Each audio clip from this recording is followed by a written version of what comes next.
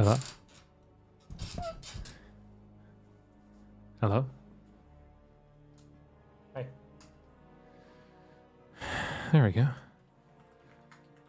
How are we all doing on this fine day?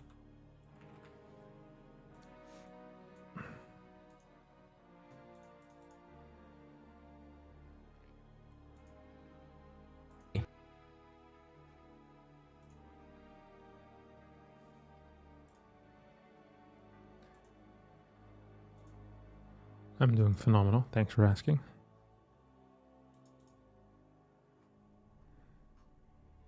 Entertainment, not gaming. StarCraft 2.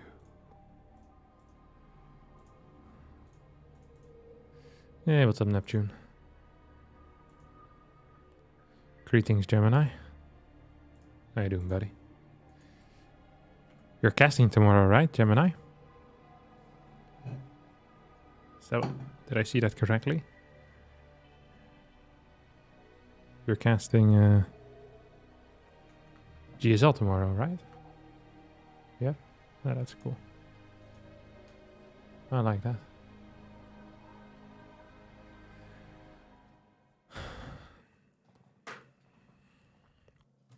Your favorite time of the day? A blissful 2 hours. Good morning, Philip. Oh.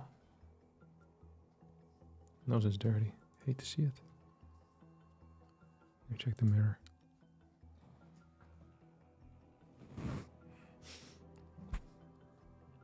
Some coke residue. Alright. You got 2 toss in the group. So I'm not just making up everything I say. Yeah, it's the BYUN group, right, tomorrow? Am I correct or incorrect? Darks. Oh, no, it's not. I'm incorrect. Oh, it's Stats tomorrow. Stats Classic Dark Bunny. Yeah.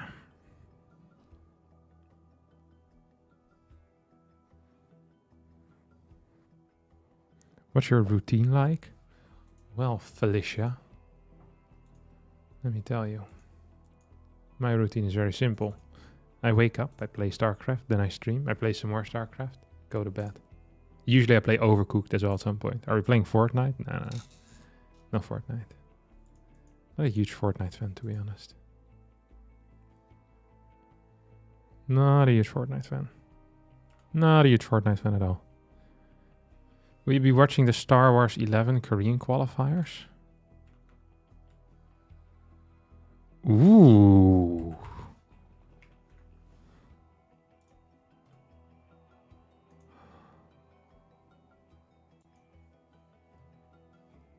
Oh.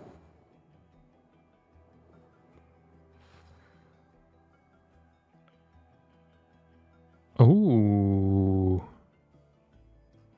Now that is interesting. Let me see if I have a stream for that.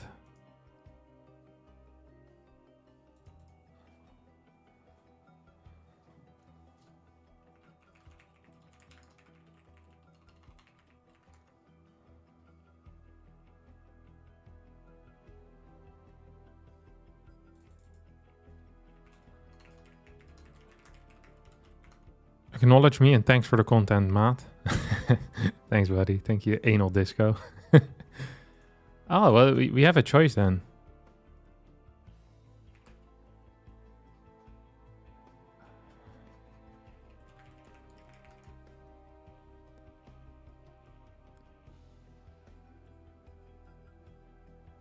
Okay.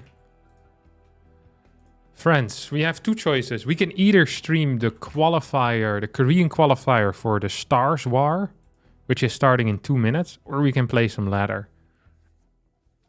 I think we should actually just stream the qualifier for the Stars War, honestly, because we don't have the chance of doing that every day. We can stream some ladder every day.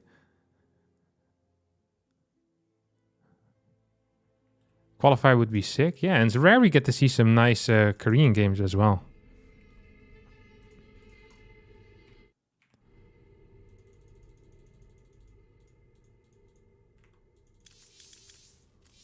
Stream the qualifier.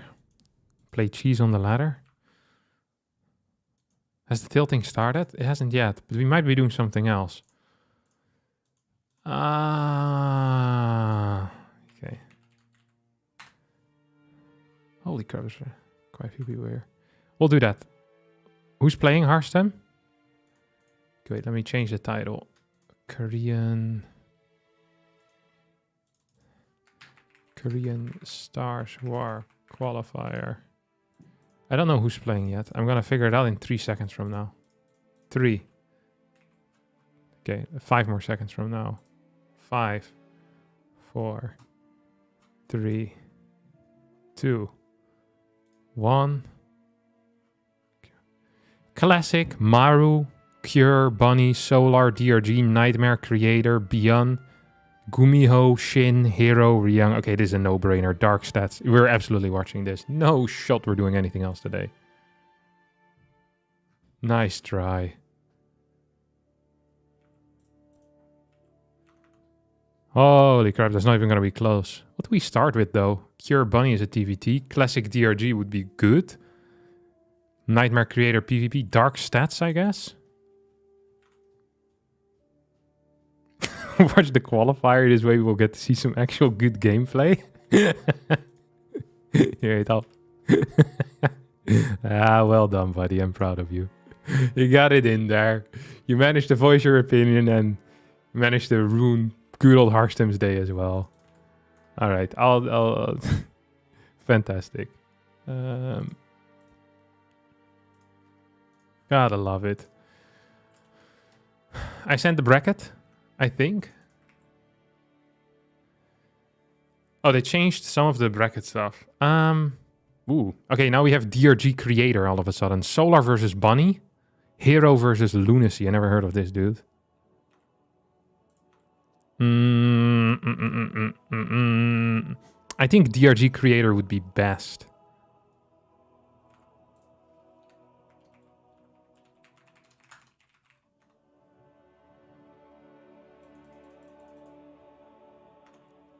I need to make sure that everything is set up well as well. This looks good. Alrighty then, friends. I think it's somewhere over here. It's gonna be correct. Can push this thing up as well, so we have that bottom part up. Can y'all wait an hour, please? I got to hit the swimming pool. Swimming always felt like a weird workout to me. Like not a real workout, you know? Because if you sweat, you also cool down because you're in the water. So it's very weird because you don't get as warm, you know? Like I understand it's a real workout, but still. I don't like great players play. It's not as epic as the Protoss player yesterday that aggressively blinked into lurkers to make his enemy effective. Poor Guitar King. Can't believe he got the he got the freaking shtick right up his bum there. Yeah. Swimming is the best workout, speaking as a cripple. Swimming is the best cardio for us nerds. Yeah, I understand that it's probably good for you and it's all fun, but it's because your sweat just goes into the water. It's also kind of disgusting. It's just a bunch of dudes sweating in the water. Right, I need to change the title of this thing. Dark, Maru, BYUN, Cure, Hero, and more. Exciting. Ooh, do we actually want Solar versus Bunny or DRG versus Creator?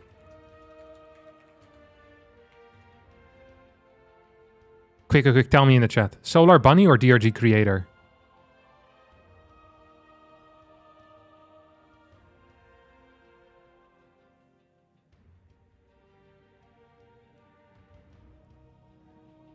Is there a difference between rushing and cheese?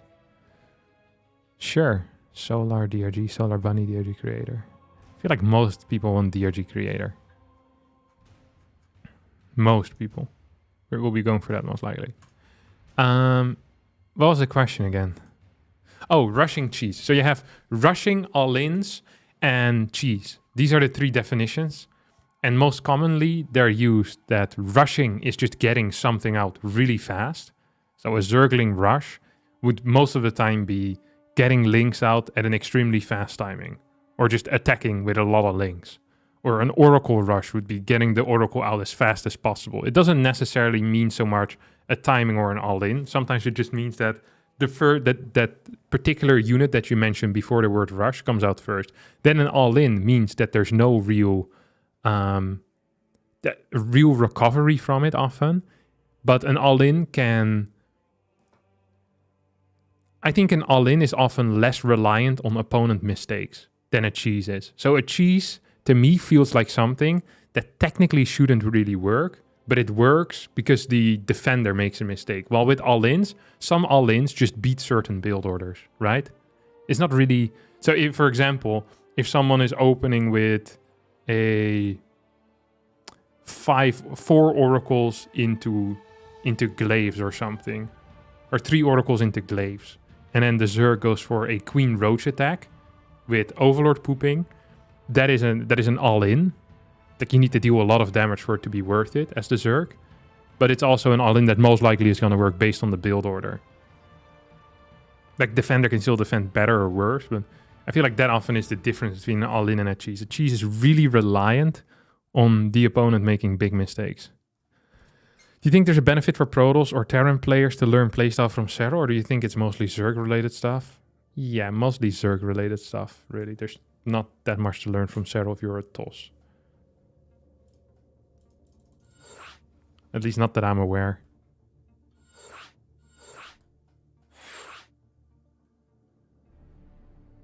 So an all-in is the extreme version of a timing attack.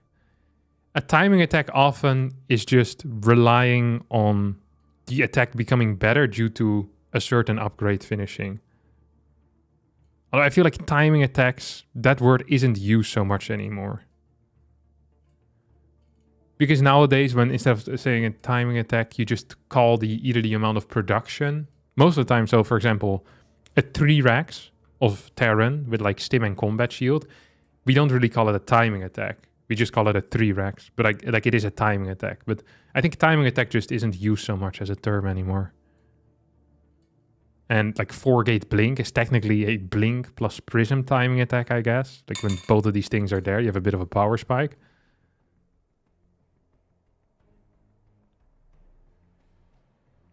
Which one is Cannon Rush? Cannon Rush is a cheese. 4-gate proxy is a cheese. 3-gate proxy is a cheese. They're all cheeses. Oh my god, that is a sick nickname. Jesus. What? How have I never thought of that? For my cheesiest man alive account. CHEESUS. Jesus.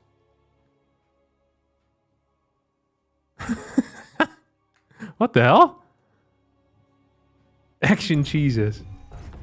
Oh, I almost had it correct. Let's move this one a little bit. Like this. Jesus. Jesus Christ. I can't believe I came up with this just now. I'm going to change my account name. That does feel right to be a barcode. All right. For the people just now tuning in, we have not the Star Wars, but the STARSWAR Qualifier, which is a tournament hosted by SC Boy, I believe. The same organizers that bring us the WTL as well as Masters Coliseum. They said there's too much downtime, let's just host another tournament. It's called War Stars, not Stars War.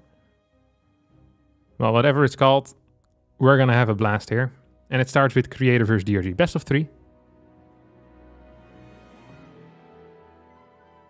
Oh, you were joking? Hey, it's not a great joke.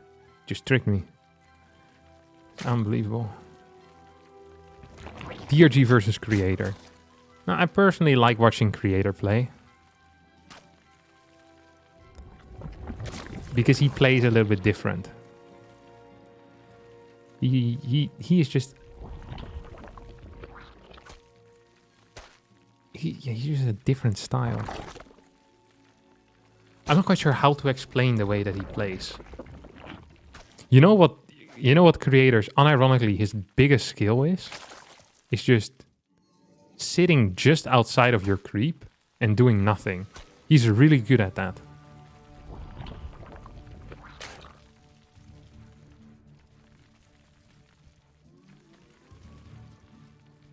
Yo, Captain Casting, I have a feeling my productivity will be impacted. Unlikely.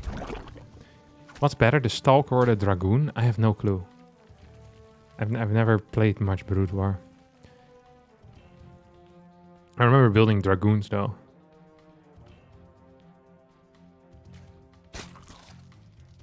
When I played it. I think they have a range upgrade even, Dragoons, which just felt funky to me.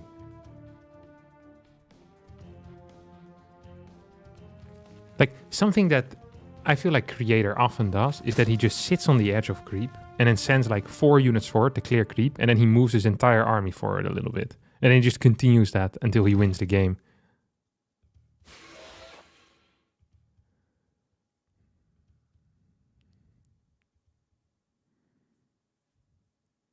There's a lot. I think he's link flooding. Or is he just building links defensively in a responsible amount of time? I don't think he is. Oh my god, this is sick movement. Creator's just about to die, isn't he? Right-click the Spylen instantly. Puff, puff, puff. Good. That was a crazy pool timing. Holy cow. That was so fast. And this Adept is now going to finish. That's a big deal. Probably needs the full wall. Starts a new Adept. This is a really good defense out of Creator so far. This was a minor investment of 12 links. So not really minor at all. It didn't deal that much damage though. Dealt a little bit. This defense, I give it a lot of stars. At the same time, these Adepts are also shading in. Are going to get more damage done than the 6 links of DRG ever did. The first Oracle now moves out. I think Creator's going to be pretty happy with how all of this went. Opens up Oracle into Void Ray. So it's going to be capable of getting at least 1 Overlord, but perhaps 2, which would be nice. Creator following it up with just Void Ray. Second gate. I wonder if there's going to be more behind this, where he's going to rush out attack. As mentioned, Creator has some weird styles that he plays. Spores coming out. This shouldn't really do too much. It might get an Adept. I don't think it's the end of the world here. If you're a Creator, you don't really care that much about 1 Adept. Still gonna get the kill on that Overlord. This one does get to go home. Second Oracle as well coming out, so it's going to be triple Stargate unit before any attack. We're not seeing Forge, we're not seeing a Twilight yet. Money is available. So we're just seeing double gas coming out. As well as a couple more Adepts being warped in. This Void Ray could actually be in a bit of trouble. This forces the Queens away from their home base, their hometown. If an Oracle was around, maybe you could do something. Yeah, spores are around everywhere though, so maybe not as likely. Adept's gonna split up, so we're gonna see a double-pronged attack here, maybe even a 3-prong. This Void Ray is gonna head in somewhere, then we'll see the Shades. That's a Shade back, that does nothing.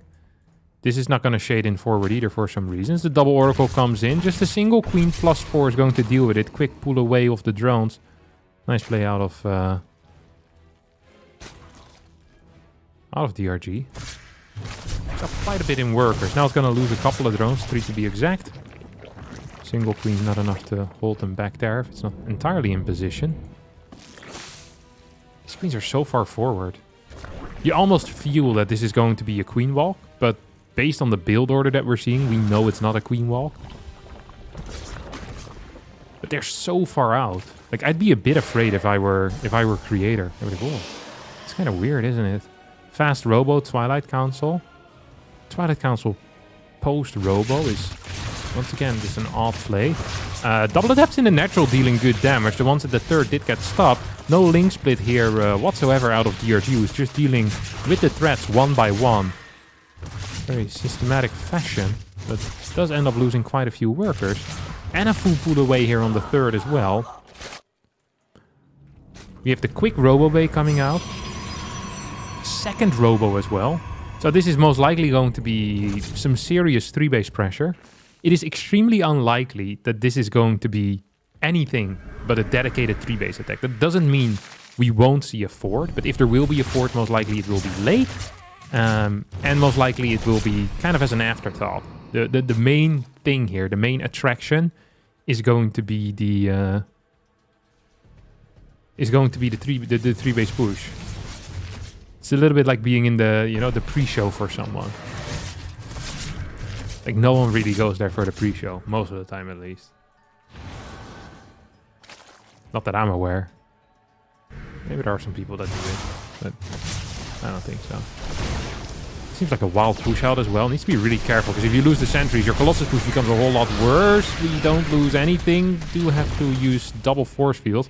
Kill a bunch of links, though. DRG still only on 66 drones. As he has an infestation pit, this is starting to smell a bit like Swarm Host. But instead it's going to be a hive. Okay.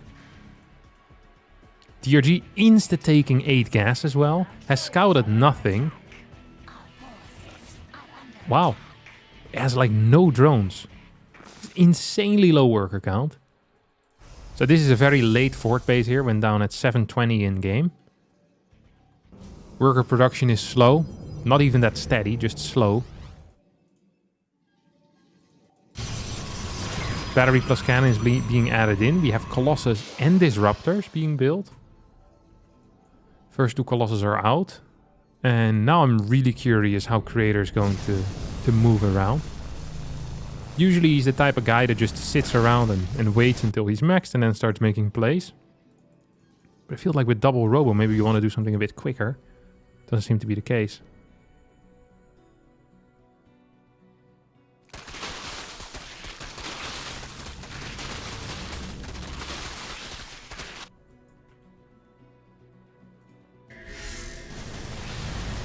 Why do we have 2 Phoenixes? I guess he thought it was going to be Mira.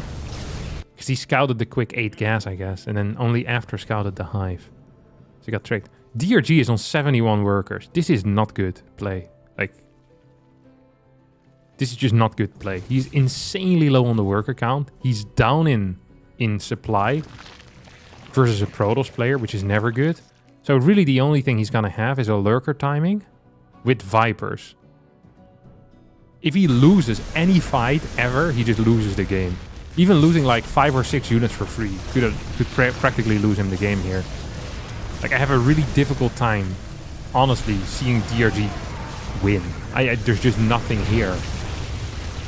Like, this isn't even an all-in push, honestly.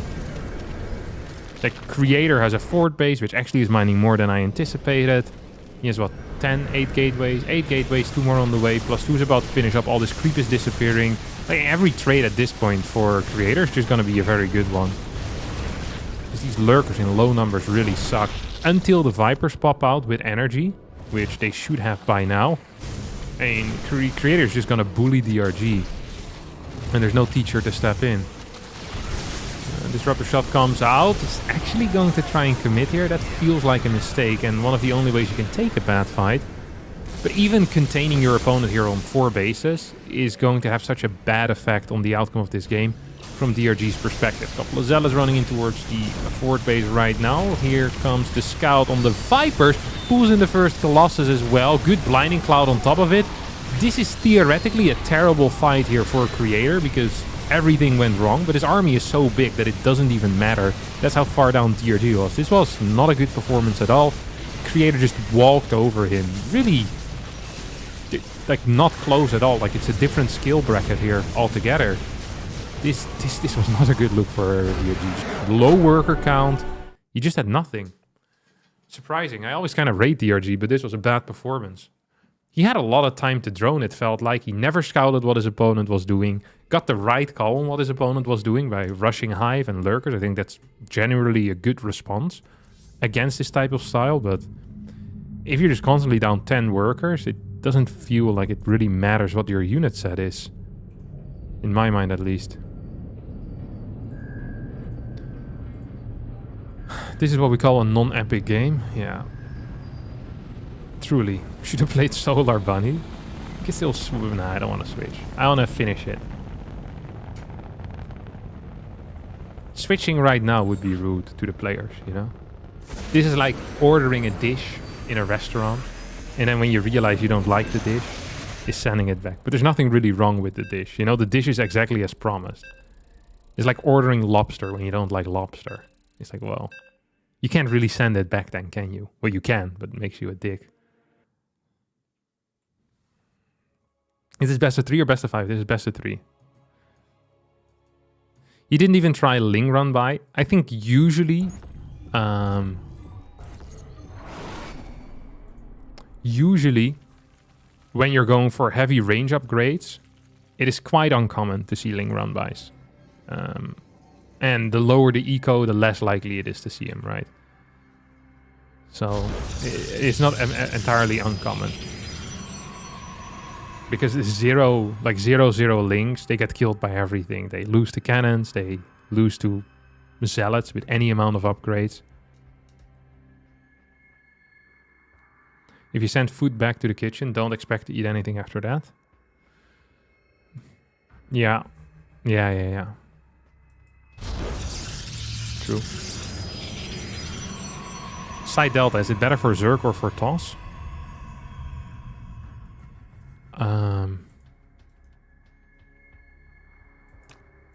I don't mind it as a Toss. But when I talk with Zergs, they also don't really mind it. Like, it's... I think a lot of Toss players aren't as huge fans as I am, but I think it's actually quite good for Toss. You have easy 4 bases, which is important for Toss. Slightly more difficult 5th. Some decent attack paths as well. Not too hard to deal with run-bys. Like some good walling positions. Like, what's important for Toss is easy 4 bases. What's important for Zerg is easy 5. Because Zerg wants to kind of have an extra base, you know? And the 5th is also not super hard. It does feel like there's a lot of good aggressive rotations in the mid game. Lurker play is quite attractive to watch here as well. I think this is probably actually one of my favorite maps in the current pool. I think we see a large variety of playstyles on it. And it feels fairly balanced.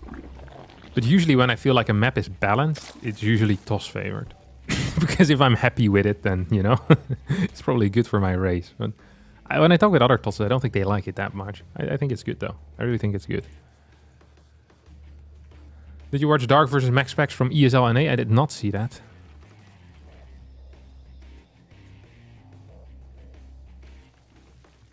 Do you think non-standard maps should be in the rank pool? Yeah, why not? I don't mind that. Although I've mentioned this many times before, very often when people say non-standard maps, what they mean is terrible maps. I don't think terrible maps should be in the map pool. I'm completely down for having non-standard maps in the map pool. Do I want my opponent to be capable of turning his orbital or his command center into a planetary and then shoot my nexus at the start? Probably not. Do I want random mines to explode as my units go out on the map? Probably not.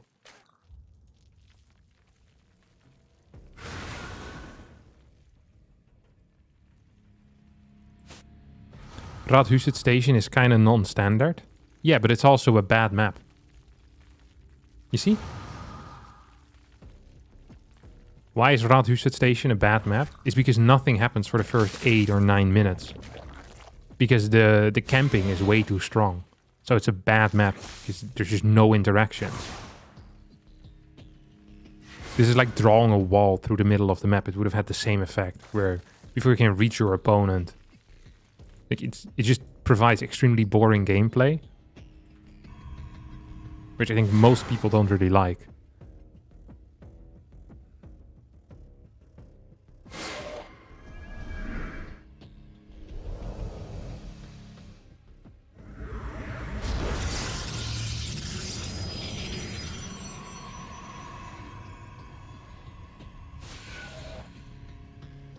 Really needs a pylon here, yeah, I was gonna say. He's gonna be walking into a supply block if he ain't careful. Well, he is gonna walk into a supply block.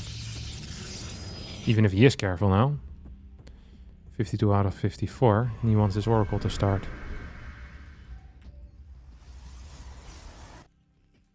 Golden Wall was non-standard and interesting, yeah.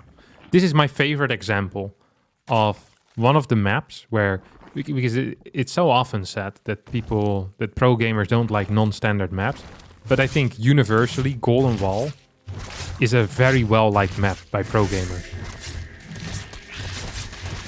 And it was extremely non-standard. It was weird, but it also was a good map. It provided good games. You had the ability to be very creative with your strategies. It really allowed strategic diversity and map-specific strategies to shine. And it felt like there was a meta on that map, which was really cool. I think it's one of the best maps we've ever had in StarCraft 2, Golden Wall.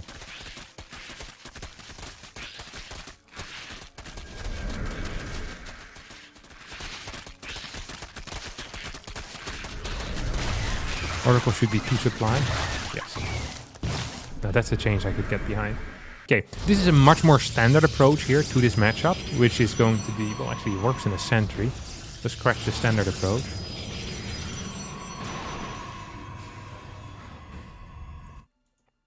It feels like Creator always has a twist on something that already exists, you know?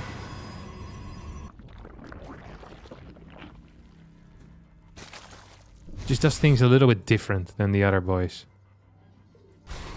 Like this fast robo, fastish robo, the single sentry. I think he's actually just going to go for a very dedicated blink all in here. That's what it seems like.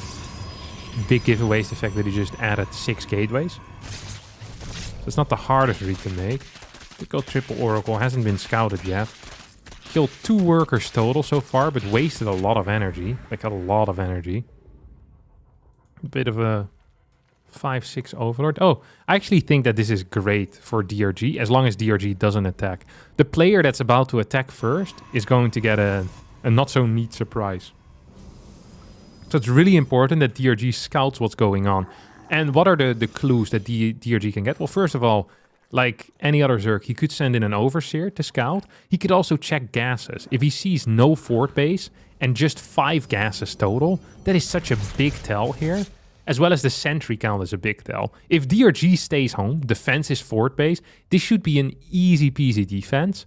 And as this is pretty all in, coming out of Creator, he has no backup tech behind this. It's so important that DRG doesn't move out though. It's really, really important that he just kind of sits at home, relaxes, and doesn't lose the fort base. That is absolutely key. If he loses the fort base, Creator can decide to go back. But now Creator feels like he needs to kill the fort. So he's gonna kind of commit here into this position instantly. DRG has a lot of time, can be careful, doesn't really need to rush through any chokes here. This is perhaps not necessary at all. As these force fields, this is the only location where force fields would be good. He's gonna lose a bunch of roaches as a result. This still shouldn't matter. The situation still should be fine for DRG. Do not chase here. Do not chase. Chasing here would... I'm not a huge fan of it. I'm not a huge fan of it. Going back, yeah. I'd say we just drone up, throw down the infestation pit, get up to 84 workers, and maybe then. Seems like DRG wants to kill his opponent though. Technically viable perhaps. Creator not quite scouting this. Does have the triple oracles. No, just the double oracles. Must have lost one. Quite a bit of energy, so queens need to join. Queens are joining here with an overlord.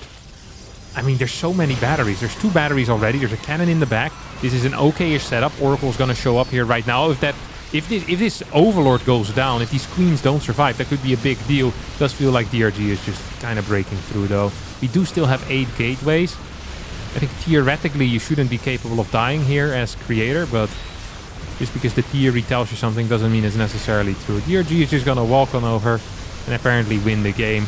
This is almost always going to be the case in all-in versus all-in, is the person who defends the initial all-in usually tends to win. Not a huge fan of how he decided to finish it, because I really feel like if this Observer would have scouted a bit more, the defense would have been kind of easy, because there's so much production on the side of Creator, and even now he's going to push it back. Problem being is that he just lost 21 workers. However, he's going to be up an upgrade, has Colossus on the way. And this is kind of why I didn't like this follow-up so much out of DRG. He could have literally just added 20 drones at an instant, have insane eco, much quicker tech than his opponent, and be absolutely fine. Now he's actually kind of struggling here. Creator with the counter-attack, still has a Disruptor with it as well, Observer with the army. It's going to continue out on the map. +2 range started at some point, but then got cancelled. Yeah, DRG kind of throwing this game out of the window here in my mind.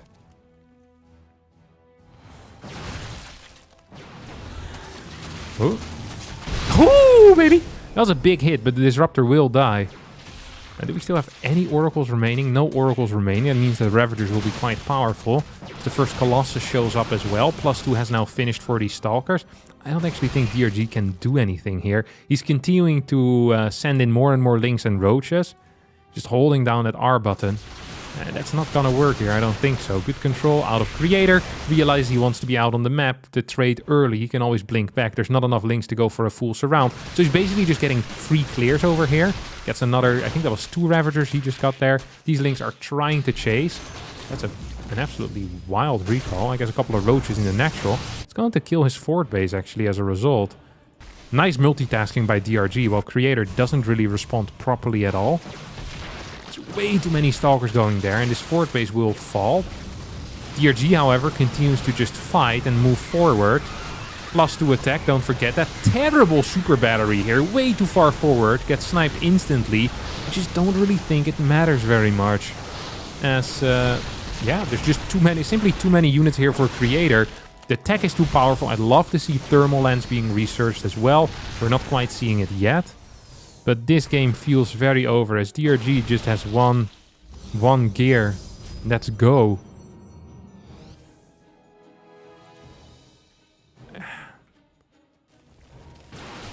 Just not a fan whatsoever of this. The way he executed here. Or what he's executing, I guess. I guess he's doing it as well as he could. There's a bunch of roaches managed to make their way across the map. Give up this fort base, right? If we're counterattacking, gotta give up that fort base. He now wants to try and flank. He's not sure. He's in 2 minds right now. Hello? Can we do something with these roaches for the love of God? Make a decision. He's gonna decide to go back right now. Wasn't sure what to do. Loses the fort base. So now this defense comes in a bit too late. He really needs to crush this army and then go for a full-on attack. I actually really like the thought of a counterattack here because there was no recall available due to the earlier recall. This flank is, I mean, it did well. It cleared the Colossus, and it would have been great if you still had the fort base with mining going on. But that's not what's happening here. There's no fort base, there's no mining. And there's really no follow-up here either. Creator, funnily enough, feels like he's very all-in. And I think DRG realizes what the position actually is. This is a difficult call to make out of Creator. It's the correct one. Creator probably believes that there's a base on the bottom side as well. Like, he has no clue about the lack of that bottom side base. If he knew it wasn't there, or if he knows it isn't there, he should just go home and do nothing for a little bit. Just take it easy for a little while.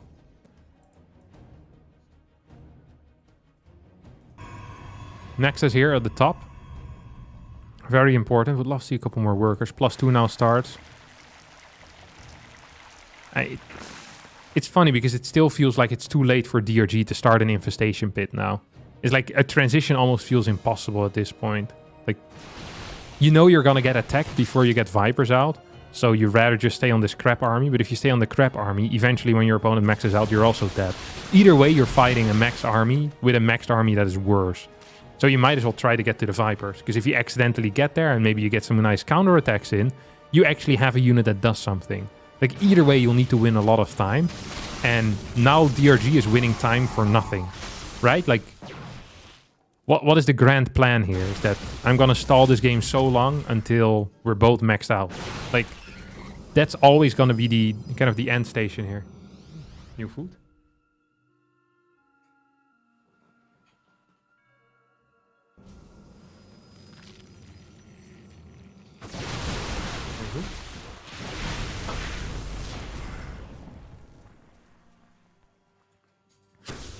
No, this game feels very over.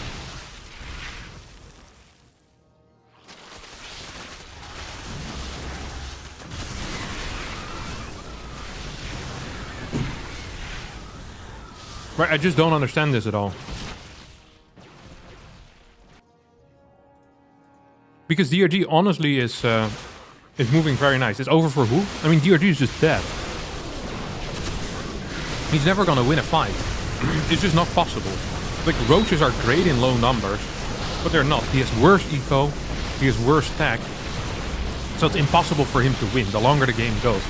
That's why I said, like, I think his movement was really good, but there was no goal at the end of the movement. He was just moving to make cool moves. Like, how does that make any sense? There's like going to a club, dancing by yourself the entire night. Then when people come up to you, asking if they can dance with you, you give them the finger and tell them to piss off. Then at the end of the night, you're surprised that no one wants to come home with you. It's like, yeah, you've been a prick by yourself on the dance floor the entire night. What do you think was going to happen? That's kind of what he did here. It's like he just stood there. Like running around with the roaches just to build more roaches. And you're never gonna get a good trade anymore once you hit like 160, 170 supply.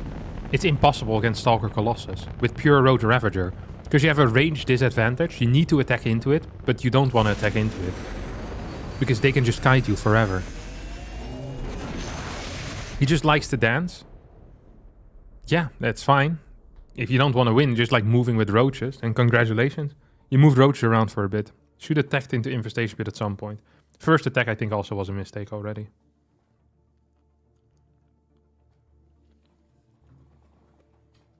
What's going to be our second game, by the way? I want to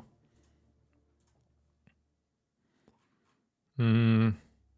Stat Speed Nightmare 2-0. Ooh. Who the hell is DJDBSTN? What the hell? There's a guy that I've never heard of that beat Gumiho.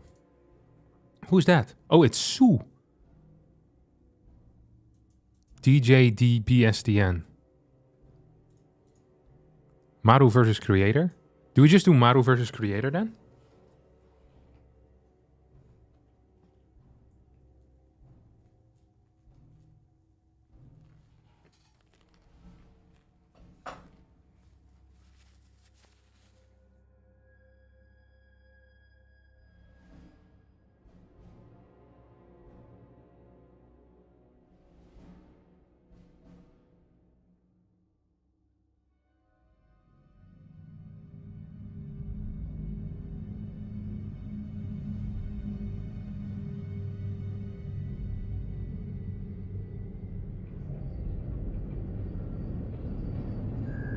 We could also do Solar versus Cure, if Solar beats Bunny. Or we could stay with the Creator Maru thing. You want me to show the bracket real fast? Here.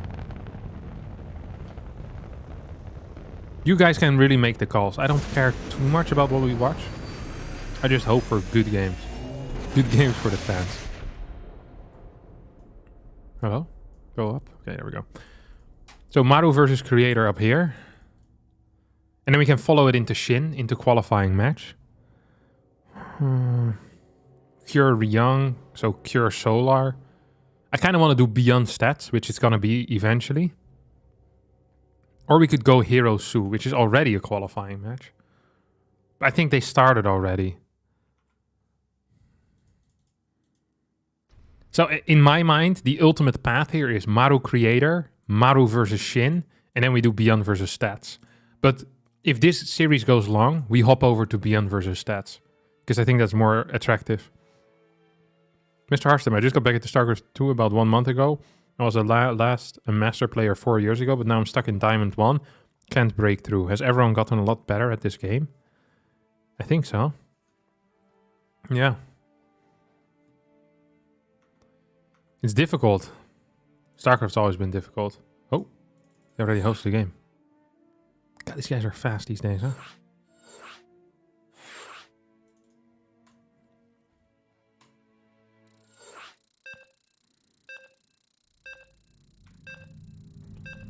Oh man, they insta-started as well.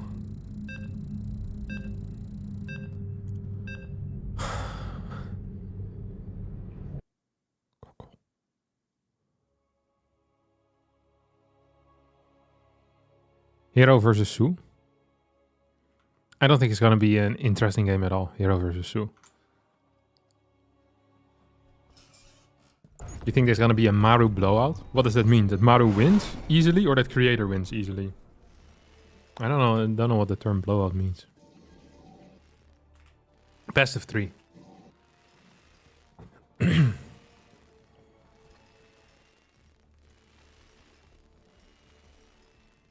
Easy food for Creator?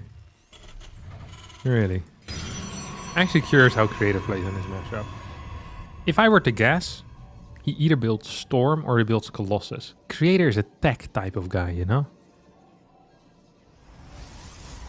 He is someone that would wear the Google glasses in public.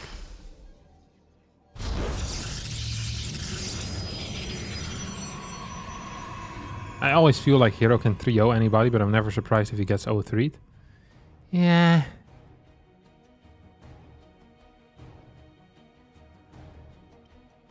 Yeah, it's kind of true.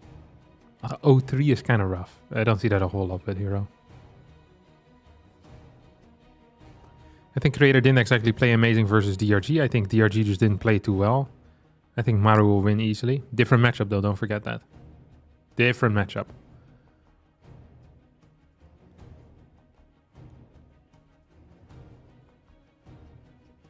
Never underestimate Creator. Many people have made that mistake before.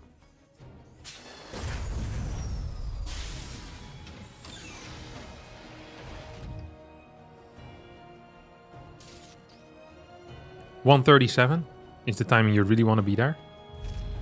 Maru builds it off position. You know what we think of this move? We like it. That's what we think of this move. It's gonna go Marine into Factory. Factory a little bit delayed due to that probe harassment.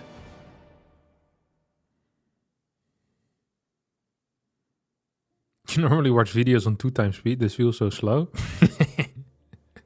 Yeah. I tend to watch videos maybe like 125 or so, but not above that. It starts to feel fake above that. Sometimes I watch VODs at like 1.5, but I feel like at 2 times you're missing too much of the action. I can't do that.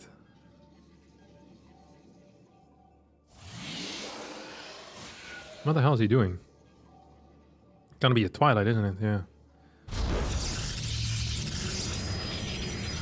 Look at this. This is the new school approach. We all build our tech in the natural now. This is what Classic started this. And we all love it. Classic such a gangster. Ooh, this is an old school build. I think he's gonna play 2 Hellion into 4 Mind Drop. This is a classic Maru build. This is the only build that I ever win against when Maru does it. Or one of the only ones. I once played a series against Maru for like a TSL qualifier, I think it was. I won 3-1. It's not to brag, but it is nice to mention it. And he played this build, I think, twice or 3 times. I can't remember. And I played Phoenix every single game. Phoenix is such a hard counter to this build. It's crazy. So the goal here is usually is to keep the Hellions healthy. And then you push with the whole shebang at the front. So what does this kill? Now this kills people that have a nice split in, or kills. It deals damage to people who have a nice split in the main base, have no units down here. Creator's actually gonna move out with his entire army. This is the opposite of a response that I'm familiar with. It's gonna full wall behind him. Creator thinks. Wait, what does Creator think actually? I don't know what Creator is thinking. What I do know is that he's gonna be capable of dealing some damage. What a cute response here. 4 stars out of 5 for this response. Now, this is the start. And now comes the follow-up, is where he will need to hold stuff at his own house. And he isn't really ready with a whole lot of units. Cyclones are being forced out though. The backup is going to be a 4-gate blink attack. Good response so far out of Creator. This wasn't great. Shouldn't have allowed that to burrow a second time. These mines in the main are still going ham. This is all being cleaned up when it comes to the natural. We once again have these mines dropping in here. So oh no, Creator! That's 1. That's 2. Creator taking a lot of damage there. Really quite a bit of damage. A lot of mining time lost as well. Do we even have a prism with it? No, it's just going to be an observer. As well as a slow warp in. Fun fact, there are 0 tanks out currently. The marine count is practically non-existent as well. This medevac still has a single mine. That means you need to keep at least 1 stalker at home. This Hellion could become annoying. What's the overall stalker count? It's at 8. With 1 at home, that means there are 7 here. I don't actually think that Maru has the units ready to deal with this right now. Target fire should be on the Cyclones, not on anything else. Creator kind of messing this up. Just all around. As he also lost 7 probes at home to a mine. There's still no tank out. This is a good attack in towards the main base. He's gonna target down that 1 marine. Now, this tank needs to go down. This tank needs to go down. It's so important. And so far, it is not going down. Instead, it's the stalkers that are dying.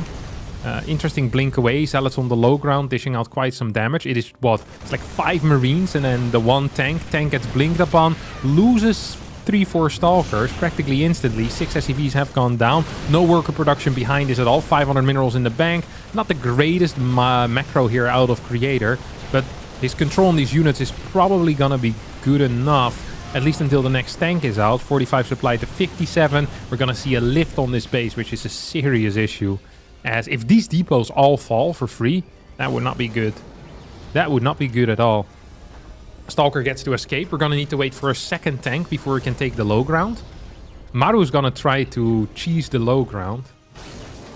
I don't think this is actually allowed. Yeah, this is not allowed, buddy. This is not allowed. Absolutely not. That's why I said you have to wait for a second tank, because now you lost the tank. Now you're once again gonna need to wait for a second tank. You could have just waited for 15 more seconds. But my man, Creator here, is the full vision, of course. Tank is gonna siege up. Can blink on top of it, but there's no need to. There really is no need. I'd love for him to shoot the eBay as well as these depots. Observer going down is a big deal. Good spot there by Maru. Tank now moving forward. As I mean, this still should all fall because it's not in tank range. So this tank really is achieving very little.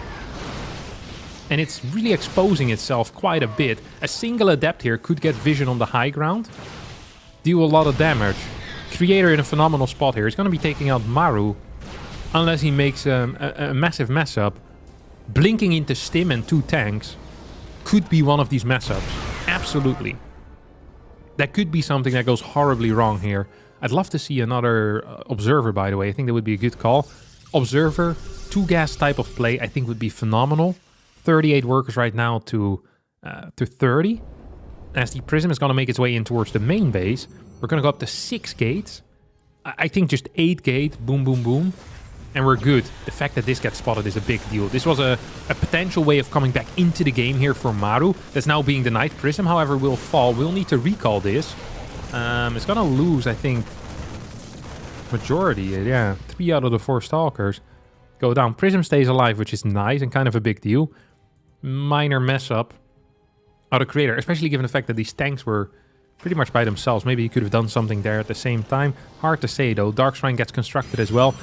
He's building batteries. I think he's misunderstanding the position in this game just a tiny tad. That's a tank that goes down as almost just want to turn around and kill this. Yeah, I was looking at it, like, well, wait a second. That doesn't necessarily look like a terrible fight. If you can take out all of these Marauders for, you know, you're just going to trade them with Stalkers, you have probably better income. You have better production for sure as well.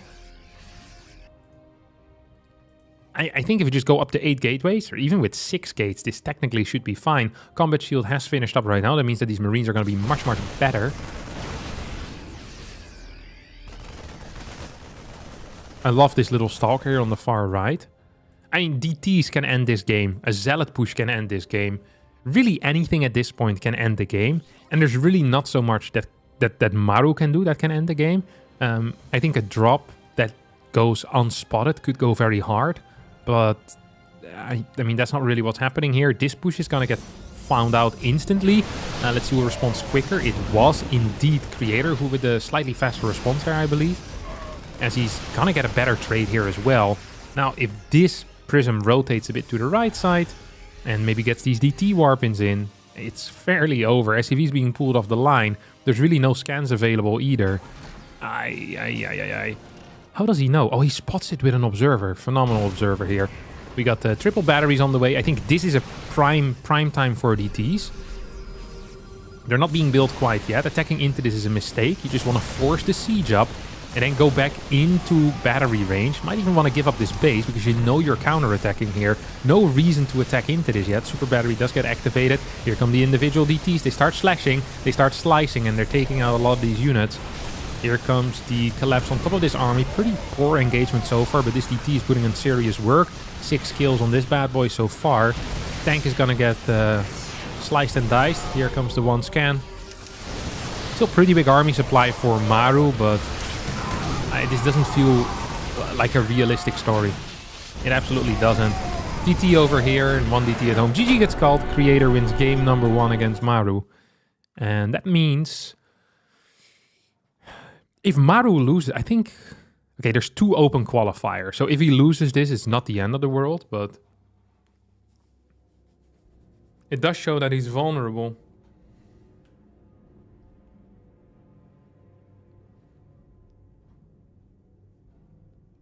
Very nice. I liked his opener. The opener was very standard. I liked his move out across the map. That's what I really liked out of Creator. The fact that he looked at that and saw, hey, I damaged those first 2 Hellions quite a bit. Let me full wall behind myself and see if I can clear some more stuff. And he did. Killed like 4 or 5 SCVs there. Did take a bit of damage at home. Maybe you do want to recall home quicker.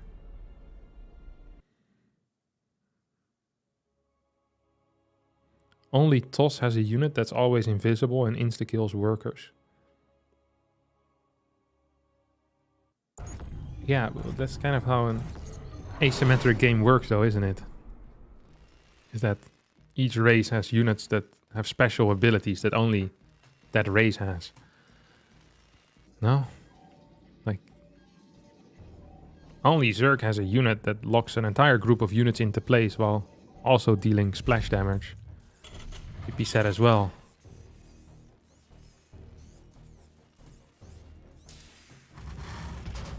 Let's trade the DT for the Ghost. Quick learner, heavy airship. Exactly. DT for Ghost and we're okay.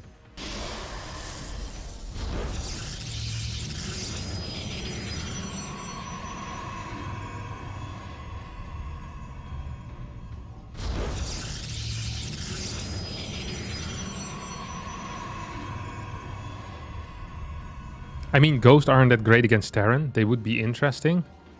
No, they're terrible against Terran, but they're great against Zerg. I wouldn't mind having Ghost in my late game army as a Protoss. And also, by taking the Ghost away from Terran, it means they don't have it anymore. So I'm a happy camper. I'm not so worried about DTs in a late game out of Terran. That sounds like I'm already dealing with drops anyway. DTs are worse against cannon than regular bio is, so I'm fine with that.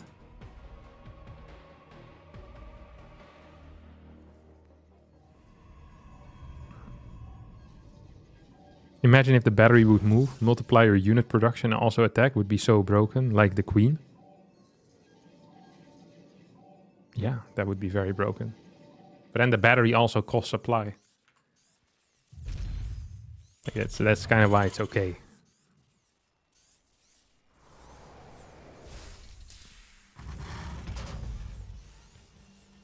Protoss only wins aggressive games against Terran. True.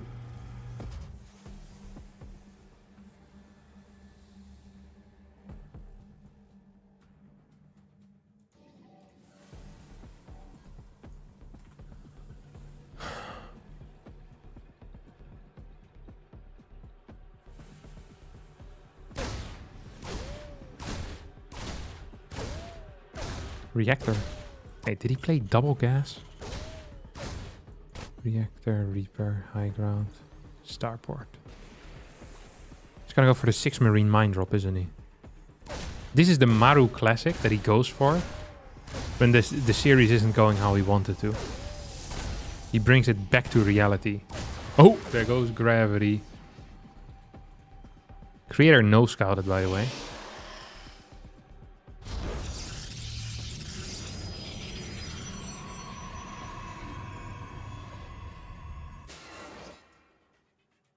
It's gonna be double mine actually, so gonna have to wait and see what this is gonna be.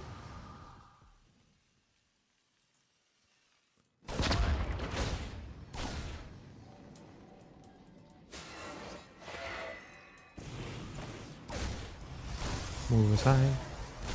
Just build a battery in a natural. Start with Phoenixes.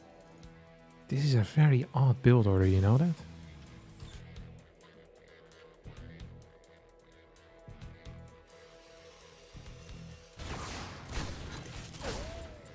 This is dead.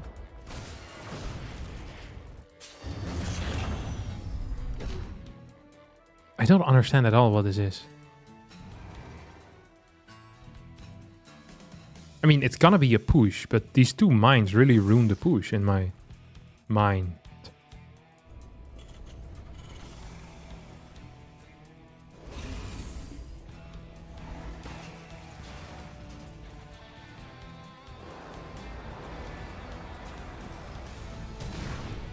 Okay, that mine hits, but doesn't kill. Late robo though. Very late robo. Almost feels like a reactive robo. This could actually work. I'm not a huge fan of how Creator is setting this up.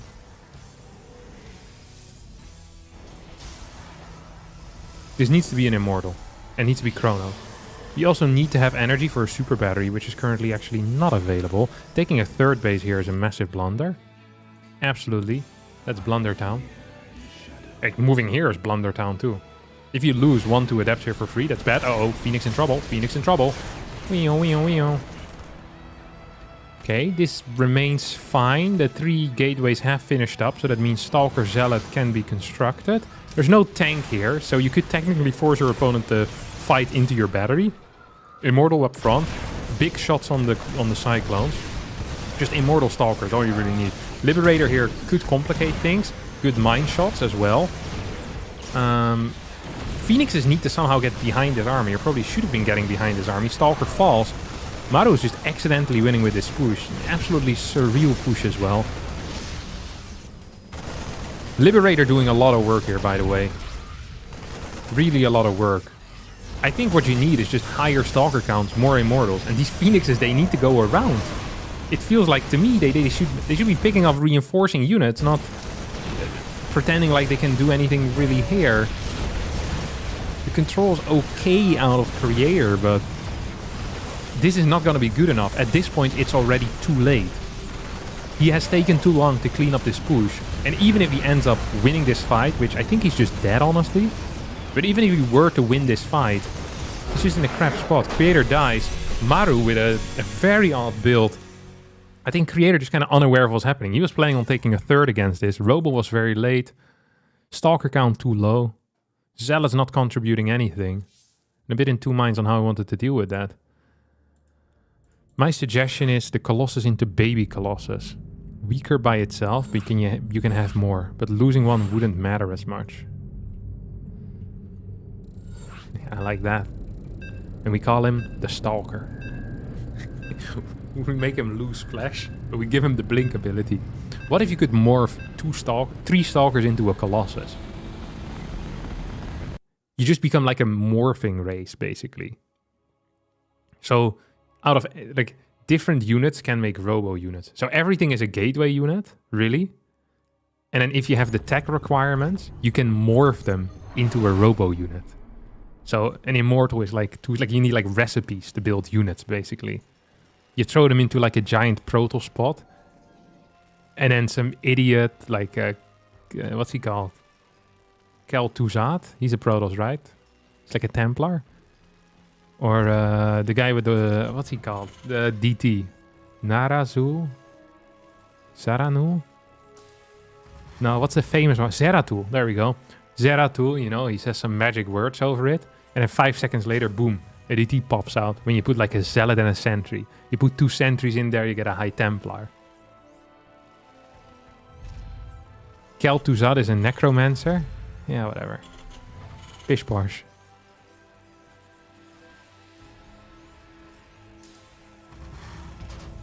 The Nazgul.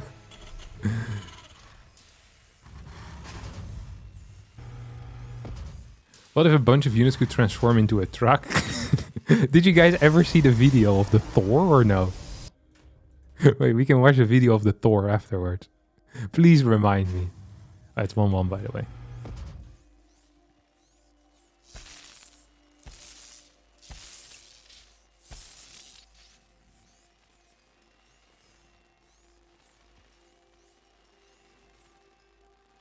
Kel'Thuzad is the final boss in World of Warcraft? Really?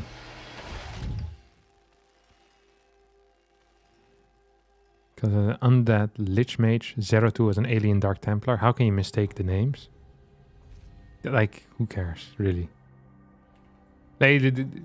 Of course, I can just mistake it because they're just as lore figures in my head. Be happy that I remembered something. Holy crap. It's absolute book reader over here. It's unbelievable.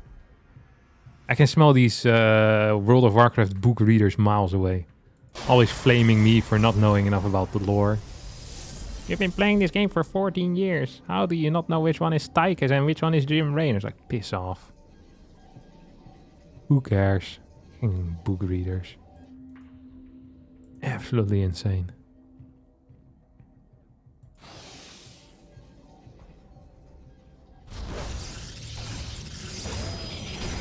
Okay, it's gonna be probably a similar build order. Because it's the CC on the low ground. You know what? This is an illegal move. It's actually crazy. How illegal this move is. I can't stress enough how illegal that move is.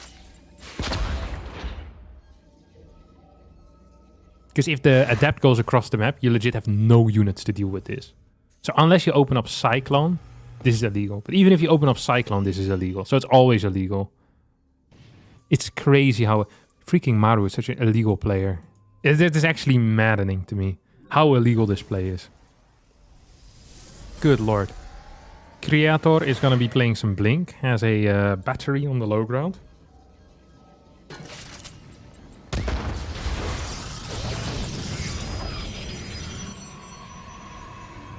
Second gateway, what the hell is this?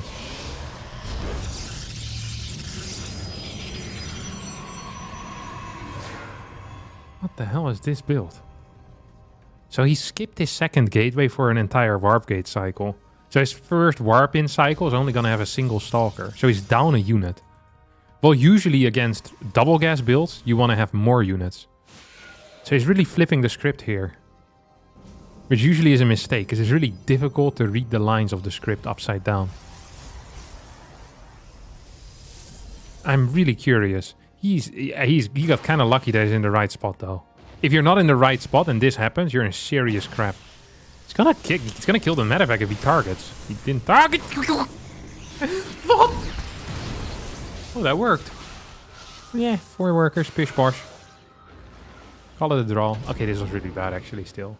Holy crap, I can't believe he pulled the boys.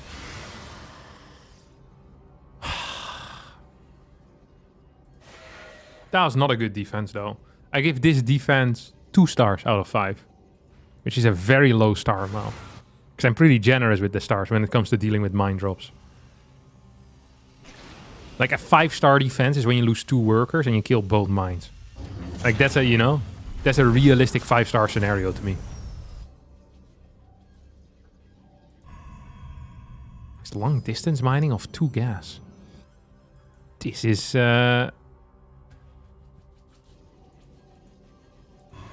interesting, I guess. Forgetting about charge. You have the drop coming back in. He's so lucky this is just a single Banshee. And that is going to the base of the battery. You know what's even crazier? Is that Maru has spotted that there's a battery here. So he's going to fly to the main, right? What? Oh, he's going to right-click this building? He also... In what world was this the correct play? Watching Terrans navigate their harassment is insane. This is a nice push, though. I think Creator might just die. Because he's on the wrong side of the road. Oh, no. He should have done it like the chicken and crossed the road. What a sad way to lose this game. But it's not over yet. Let's pretend like it's going to be close. Creator only on 4 stalkers right here. There's a lot of Marines out. 2 Banshees shooting this Nexus. Creator for now is gonna give up this base. At the same time counterattacking to the other side. Is there an observer here with this army? There is not. That means that this Banshee is gonna be capable of taking out all of these stalkers as long as Cloak is active. Tank pops out as well. 78 supply for Creator against the 92 of Maru. Maru marching to victory. He wants to qualify for the Stars War. And he might just. These 3 stalkers, are they gonna be enough? Battery's gonna help out as the double Adept shows up as well. But there's a little bit too much damage here coming out of Maru. What an absolutely crazy defense here. Creator pulling the boys, but GG gets called. As Maru takes the game and the series in an absolutely epic 3rd game here. 6 minutes and 45 seconds. But boy, what a 6 minute and 45 seconds those were. Pure epicness. Crazy mind dropping and even sicker Banshee skills.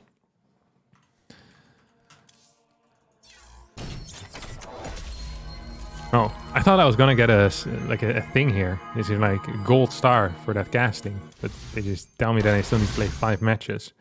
The plan was simple. We were gonna go Maru versus Shin. And then Stats versus BYUN was the play, if BYUN wins. So now... You know Maru is really fast with with hosting. As well, Maru is really fast with vetoing. He's just a quick man.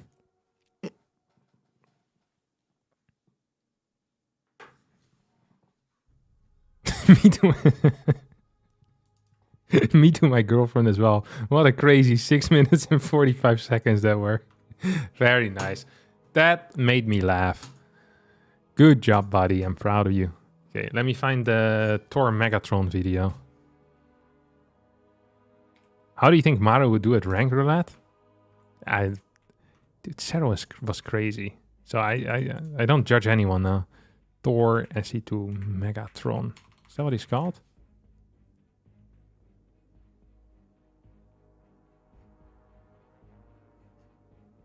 I can't find this video.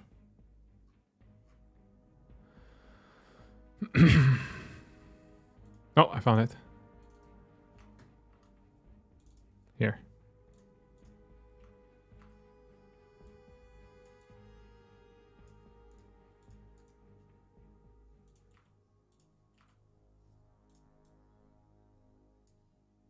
Look at this crap. Hell, it's morphin' time.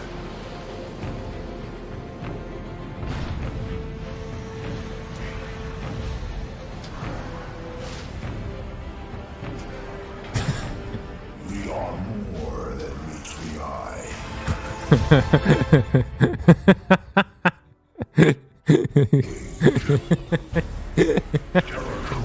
Reaper's coming out of his belly always gets me.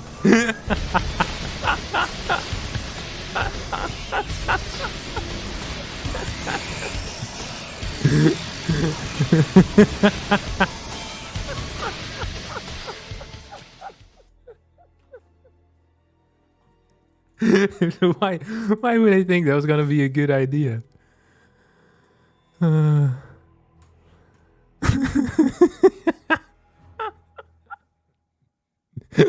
It's morphin' time.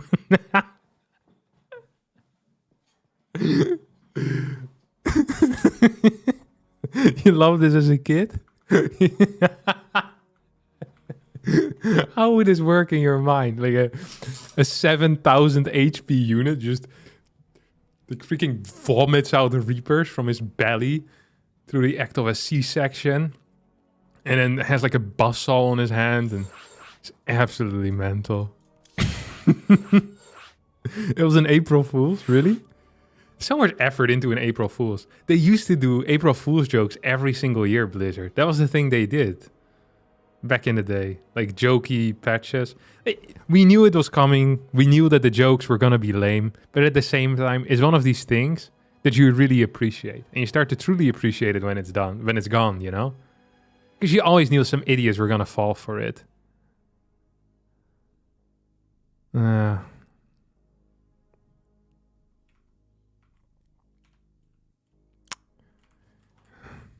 wonder when they stopped that. I feel like that was the point when they, you know, it was over.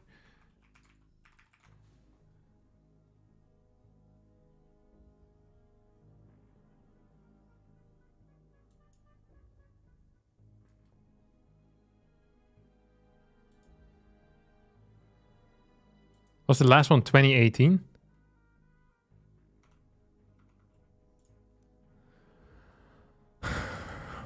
I love the David Kim Balance Manager April Fools. Was that actually by them or did someone else make that?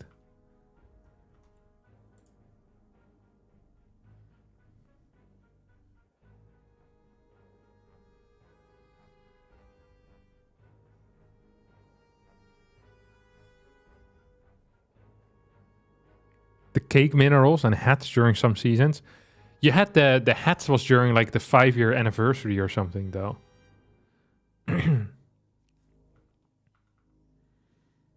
If I recall correctly.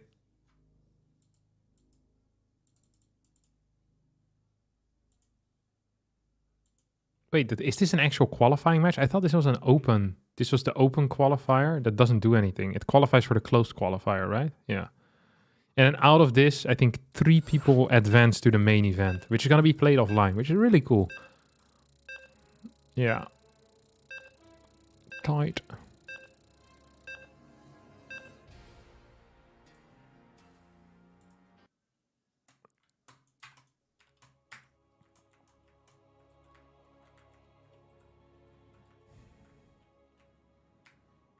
Dude, I love hotpot.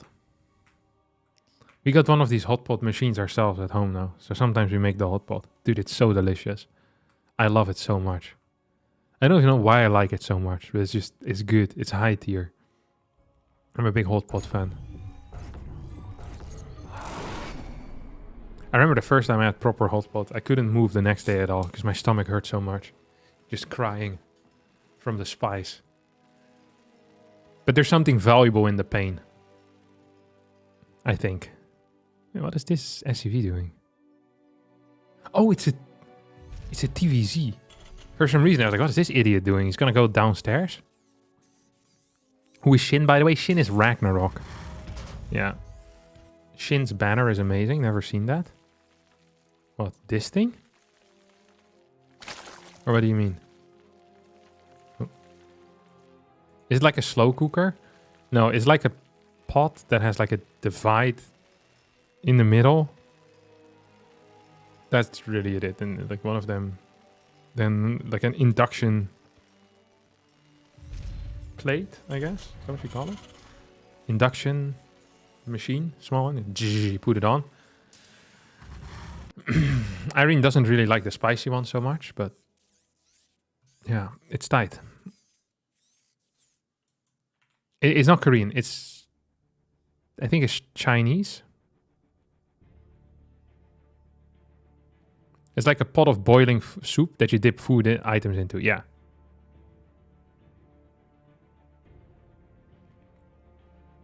It's very tasty. Well, depending on what type of soup base you have, of course. Like, I'm sure there's some worse soup bases, but... And some of the Chinese spices are very good. I don't know. When we went to Chongqing, the 30 million Chinese city, like the huge one, we had it quite a bit. They have like some special spices there, which is very good. Yeah, super tasty. Like it made your tongue. You know how sometimes you have like the are they called pop rocks? You know, the ones that make the sizzling feeling. And I think they may also make noise in like your thing. It's the same with that spice. If you have it, except your tongue goes like a little bit numb, it feels like. There's like a similar sensation. It's very, very pleasant.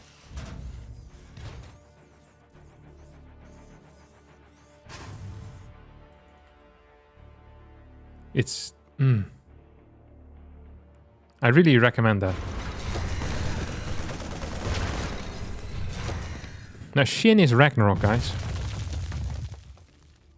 Shin is Ragnarok.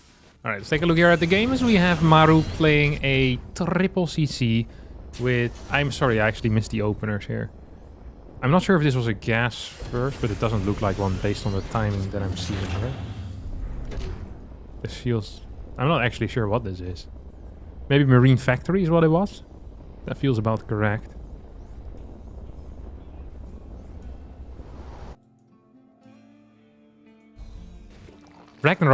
Shin, by the way, loves roach attacks.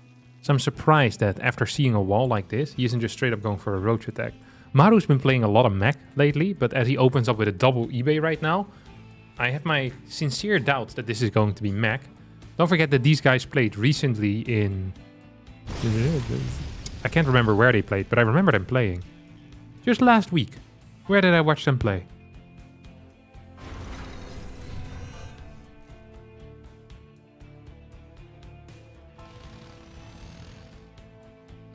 Where... Did they play in the GSL? Yeah, they did play in the GSL. Yeah. GSL, that was it. I was like, it can't be the GSL, but of course it's the GSL. Yeah. I watched them play in the GSL. Ragnarok looked very strong there at certain stages of the game. And Maru, honestly, quite weak. Very vulnerable. Which is, I think, the first time in a long time that, first of all, Shin took a game against Maru. I keep saying Ragnarok, I'm sorry. It's the power of habit. I try to keep naming him Shin, but if I misspeak, Ragnarok is the same person as Shin. Ooh, Look at that. He's buying. He's drinking the Kool-Aid. He thinks it's... What the hell? He has an anime voice. Let's listen to that.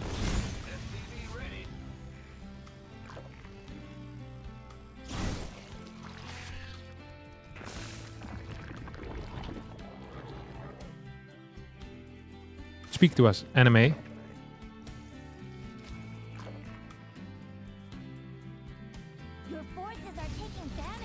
Your forces are taking damage.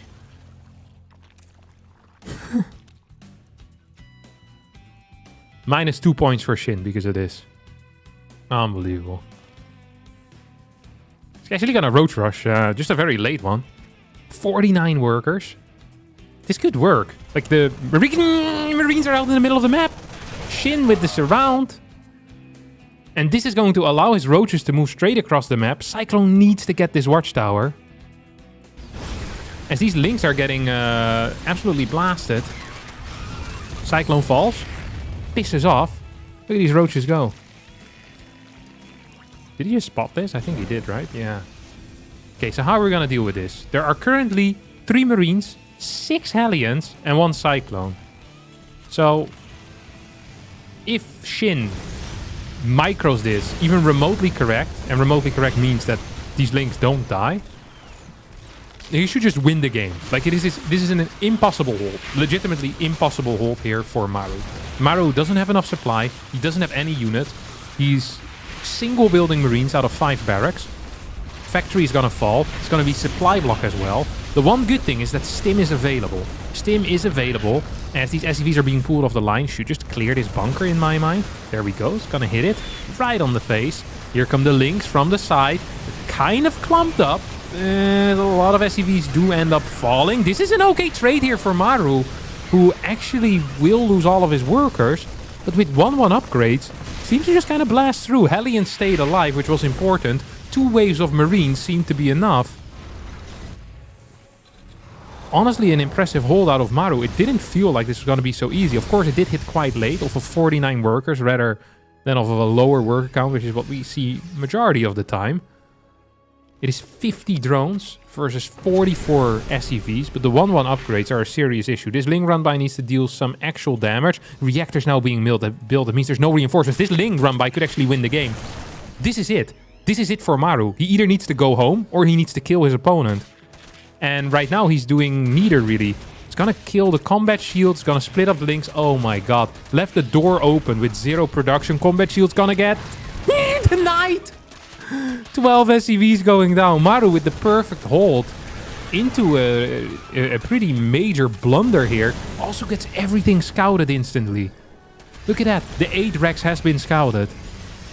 The 8 Rex has been compromised. Take it out. So what's next?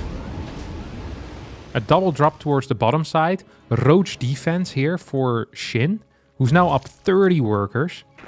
Down upgrades. Soon to be 2 upgrades down, which is nice. Sorry, 4 upgrades down. I can't count. It's been a long time since I graduated elementary school after all.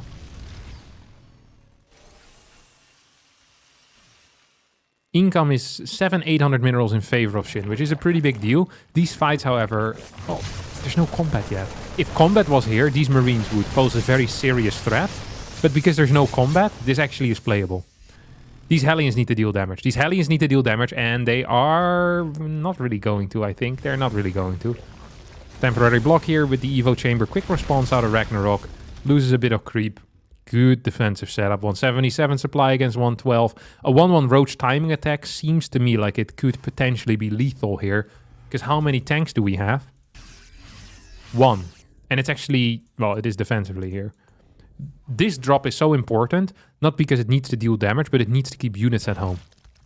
This is going to be 2-2 against 0-0, by the way. Look at these. Look at these Ravagers just get absolutely destroyed. Obliterated by the Marines. Tanks need to siege up. Bunkers need to be produced. Marauders being pumped out as well, 3 at a time. Hellions try to do something here. There's a lot of roaches at home. Almost too many here. Almost too many. Needs to wait for 1-1. If he goes before 1-1, he has brain damage. 3, 2, 1, go! It's gonna go in with all these links as well. Here come the SCVs off the line. Good upgrades for the Marines is helping out. Nice control out of Ragnarok. Denying quite a bit of DPS. Needs to be careful though. Has cleared a bunch of SCVs right now. Roach coming in from the back here. All tanks have fallen. But so have all Ravagers. Roaches do remain on the map.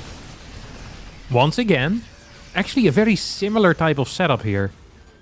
As after that first attack. Is where the worker count is in favor of Shin. Upgrades in favor of Maru. And the army also seems to be fine for Maru. Doesn't have concussive. That sucks. This one Roach, well, it's not actually going to escape, so it doesn't matter too much. Classic 2-1 BYUN. Oh, that's sad. Well, then we can stick with the Maru Shin game anyway, so not the end of the world.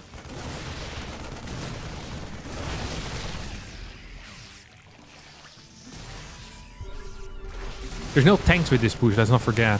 And no 4 CC behind this either. This is a lot of damage output though. 2-2 versus 1-1. Medevacs healing like mad.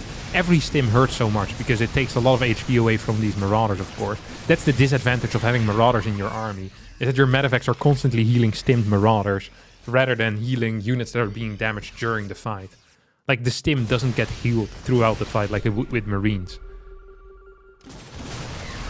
It's a good stim. Just gonna go back. Yeah, was it a good stim? Needs to heal a lot. Maru's gonna split up his army. Starts at 4 CC. It's not over. It's not over at all.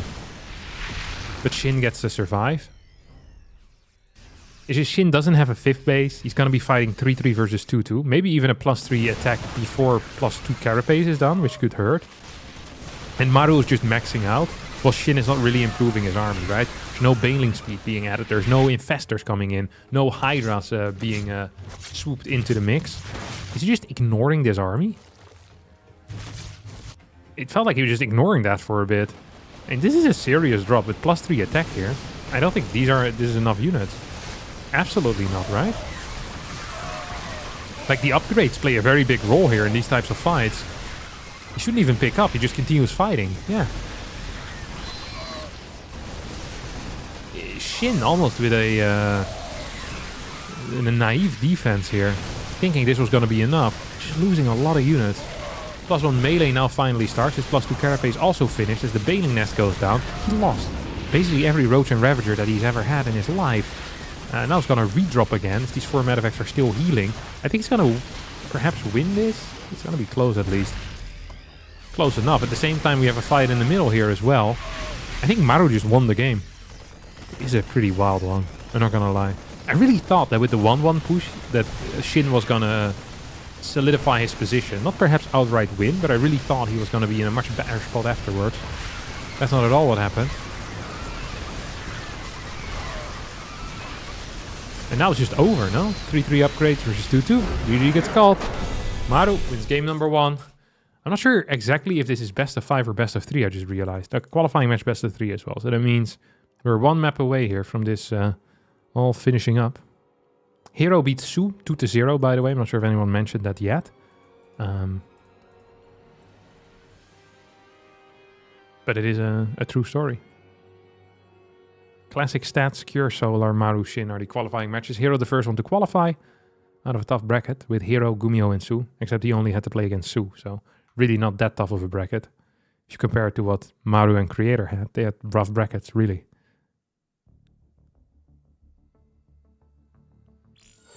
Are Banelings worse now or something? Banelings indeed did get nerfed, but they're still the most popular choice for Zerg players.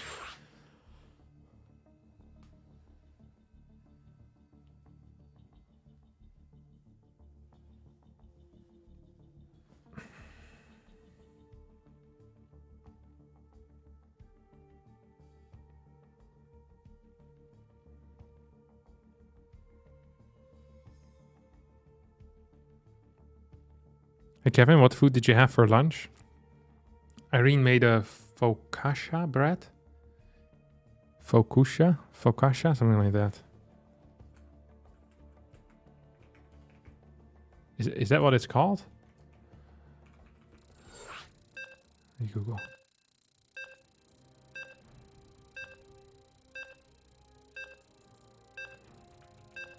Focaccia.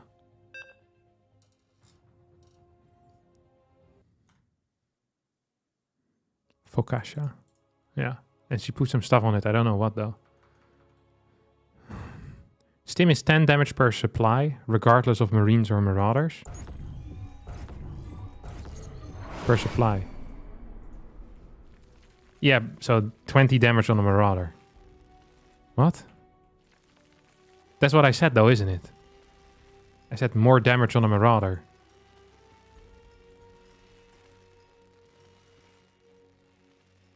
Like... But I appreciate the feedback. I'll keep it in mind. Harston, please rank your favorite matchups to watch. It's the same as stimming 2 Marines, though. Yeah, I understand how numbers work. What? I'm not sure if you guys are trolling me. I understand that 20 is double of 10, but... I mean, so if your army has a lot of Marauders in it, then it's very expensive to stim the entire time. But I guess supply-wise, what you mean is it doesn't matter? Which is also true.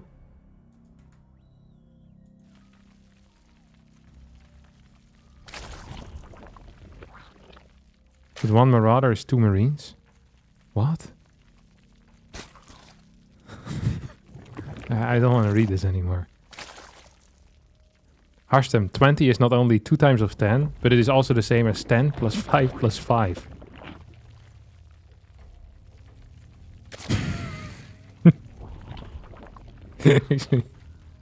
It's true as well. You guys are raising some seriously good points. Doesn't surprise me that the last comment came from the YouTube chat.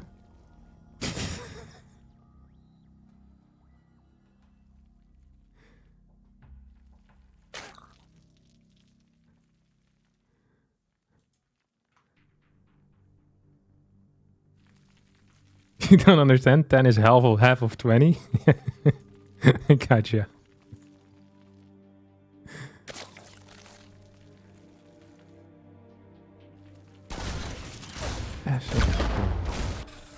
All right. I feel like I missed something, but I don't. Oh, yeah, that's fine. Let's do the best.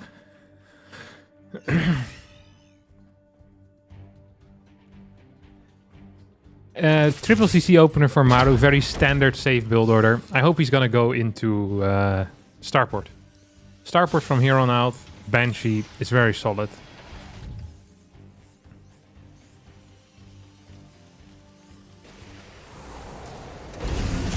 I'm absolutely shook in my mind right now.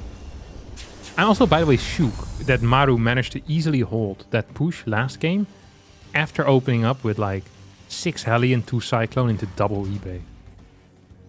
But I felt like it wasn't a pre-prepared build. It was a build as a response to whatever he scouted. So I guess it's different. This is going to be a Banshee opener. At least it smells like one. 20 is also the IQ of most Terrans. Yeah. Now that is something that we all knew already. Very nice. All right. Let's oh, ooh. It's actually just gonna be Viking Tech Lab, which is interesting because he did get a fast second gas. Double eBay. That's why I got the fast second gas. He's literally he's playing some of the greediest StarCraft I've seen in my life. This is bonkers. Viking. Is he gonna go higher Hellion count then? Like 8 Hellions? No, he's still gonna play 6 Hellion. And he cancelled the stim just now. He has no clue what he's doing. He's never played this build before. He thought of this build in the lobby. He could have let the stim finish, by the way. That would have been fine. Now he starts it again. And now starts the 1-1 after. So cancelling the stim did nothing for him. It didn't improve any timing. That is phenomenal to watch. He literally made this build in the lobby. He's a lobby maker. You hate to see it. You have these guys that, you know, that study every little second of a build, or it's like, oh, if I do this better, I can hit 2 seconds later. The best Terran in the world just thinks about the builds he wants to play in the qualifying match during the countdown. It's like, I wonder if Stim is before or after the E-base. It's like, yeah, we'll figure it out on the go. I think if I have a Viking and 6 Hellions, I'm relatively safe. This is unbelievable. This is why Terrans should be bullied more.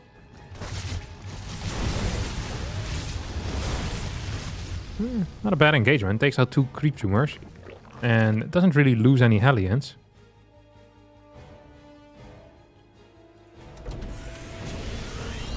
Against the tech lab here. Just kind of want to see the movement here. It's just going to straight up start building. This build worked out almost perfectly. If the Stim had just started at the time he initially started it, his combat would be at an insane timing as well. This build looks mental. Is he actually going to hit with Stim and 1-1 at the same time? With like the first 2 medavacs? This was a crazy powerful build. This looks so good. Like actually so ridiculously good. It almost hurts me. Because this was a double Evo pre-layer. And it's still going to be much, much slower than whatever the heck it is that this guy is doing. I really like this. I think this is a beautiful opener. Shouldn't forget about the combat shield. That is a relatively important upgrade for Terran. As it provides not 20, but 2 health for every single Marine. 10 health. Did I say 2? I meant 10. It's 10 health per supply. Or 2 health per 1/5 of the supply. Depending on how you want to do the calculations. Hellions moving in forward. Are going to take out a couple of these creep tumors. As the Lynx move in. Oh my, how does... Maru is like a slippery eel. Or like one of them sumo wrestlers with the oil, you know? I actually heard that before Maru plays a game, he takes an oil shower. He had this installed of his prize money with the first GSL. That's why his units are so slippery. And every day before he plays, he wears like anti-oil gloves. And then he goes in the shower. And he like pulls the cord. Just like a bunch of oil falls all over him. And he only uses the finest olive oil in the world. The extra virgin one. Right on his head. Every day. Actually, before every game. That's what I heard. After every game, he quickly runs to his oil shower. But this could be a rumor. It's not necessarily true.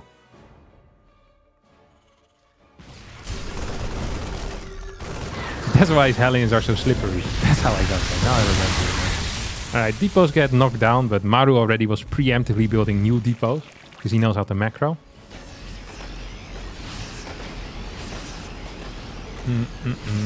Arston tells you the inside secrets that the other streamers don't want you to know. Yeah, this is what the mainstream streamers have been hiding from you. So you never hear Loco talking about the oil shower. Yeah. But he knows. Loco knows everything. Just doesn't want to share it. Crazy. That's what you tune in for, though. Alright. Hydroling Bane against this. Tanks and Marines.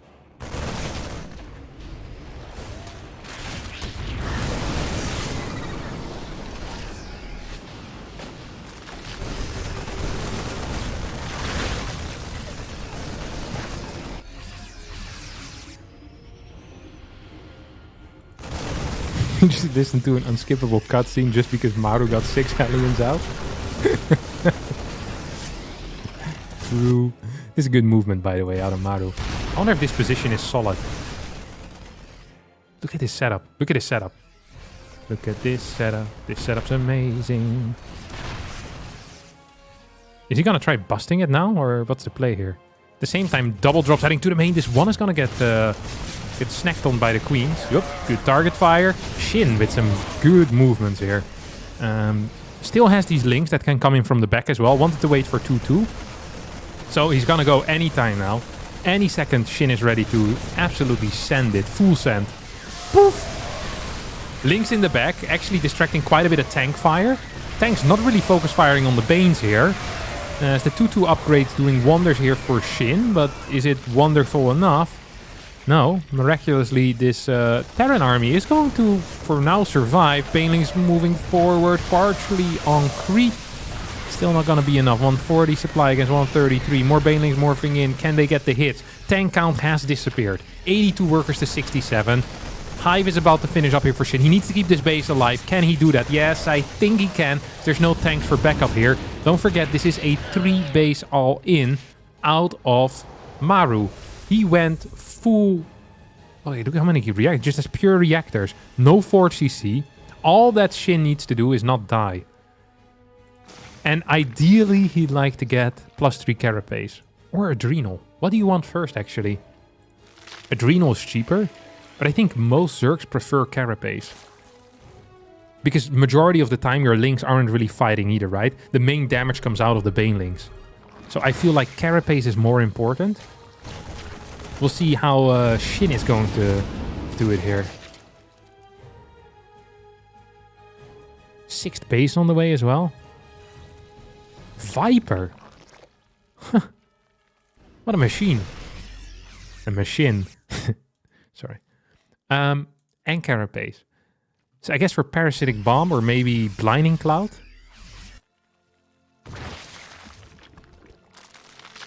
I love this run by. I think that is brilliant. Actually high tier move.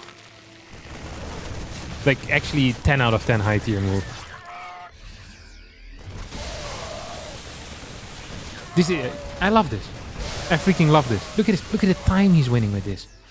So much time. Oh my god. There's so much time being won here. And also actual damage being dealt. More gas can be mined right now. Like the army of Shin is going to improve much more than the army of Maru. Although the 3-3 is about to finish up. So that is a serious improvement. But he lifted the main base. Uh-oh. Maru, you're in trouble.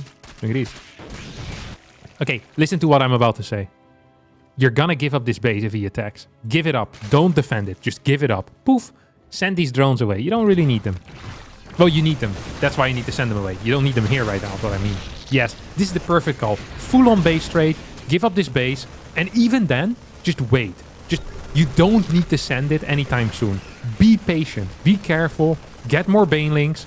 And don't do anything crazy. There's no need to do anything crazy. Then you pull all your links back. And then you take your time. Your opponent's gonna try and push up a ramp. Okay, good Blinding Clouds. At least both of these tanks not active. This fight is on creep. Probably as good as it's ever gonna get. Is that good enough though? No, the Baneling count is almost non-existent. As one Bane is gonna get a connection. And Shin gets this army down. Wow, what a fight. What a game. Shin, well played. I give him 4.5 stars for that game. Which would equal a 9. Okay, that's maybe a bit high. No, he played well. I give this a 9. 9 out of 10 performance out of Shin. Good game. Really, I believe in Shin. I'm not saying that Shin is favored against Maru. What I am saying, though, is that Maru is playing extremely greedy, getting far ahead, and then Shin, with superior engagement, good multitasking, is destroying Maru. Make of that what you will. But it does sound that Shin is pretty powerful right now. Shin is one of these players, underrated, insane. Is the stats game streamed anywhere? Probably. Try StatFast, maybe? But I'll warn you, it's a PvP. It's less interesting than Maru versus Shin.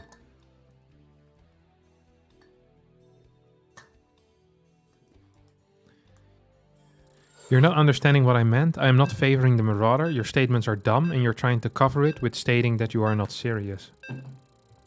I don't think this is addressed at me. But I am dumb, so I feel I'm kind of being hit with collateral damage here. And that's not nice.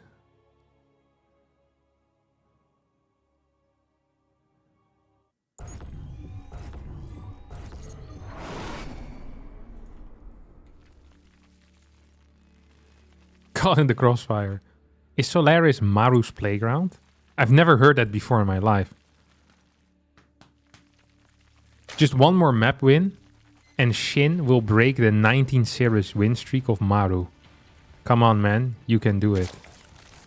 This comment was sent in by Kel'Thuzad, the Warcraft 3 Necromancer. Very cool. Thank you, Kel'Thuzad. Just like Hardwired and Glittering Ashes were. Were they really that good for Maru?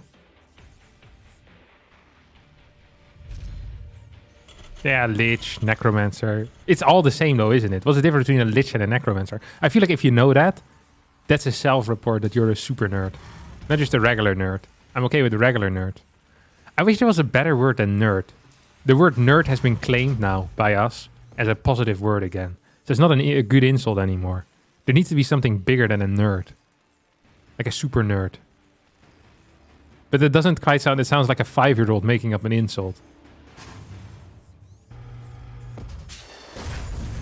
A dweeb? I love dweeb. I did never have that word used. I never used that before.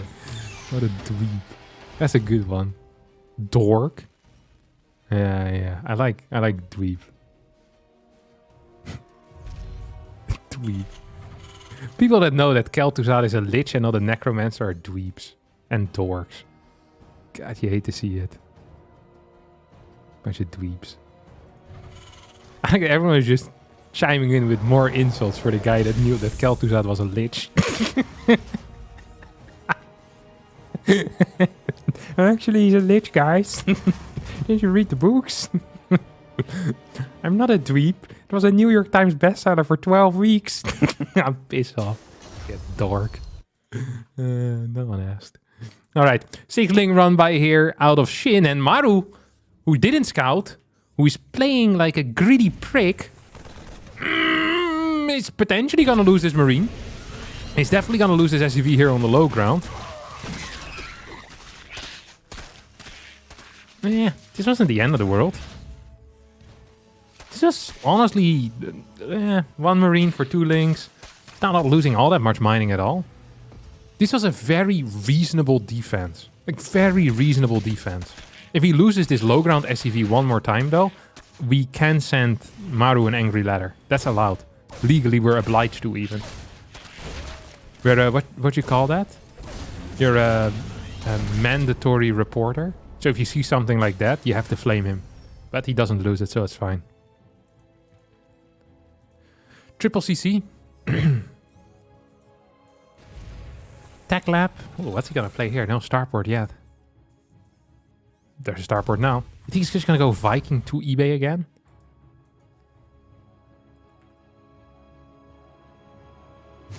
He got turned into a lich, but used to be just a necromancer. You're not saving yourself. CC halfway done, and this hatchery is less than halfway done. Based on the on base theory here, that means that Maru is ahead. Ooh, this run by could put Maru even further ahead. Although it's just a single Hellion run by now. Usually not very efficient, effective. Oh my god!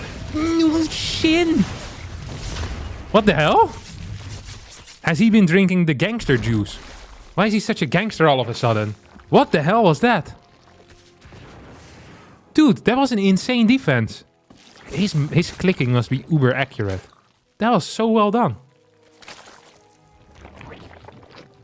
Like, the individual drones morphing them into buildings. Like, this is not very common against Hellions, I think. I don't see this a whole lot. This is very well done. What the hell?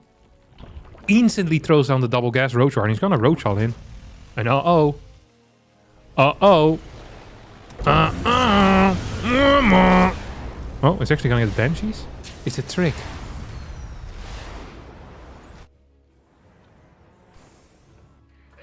How does he know?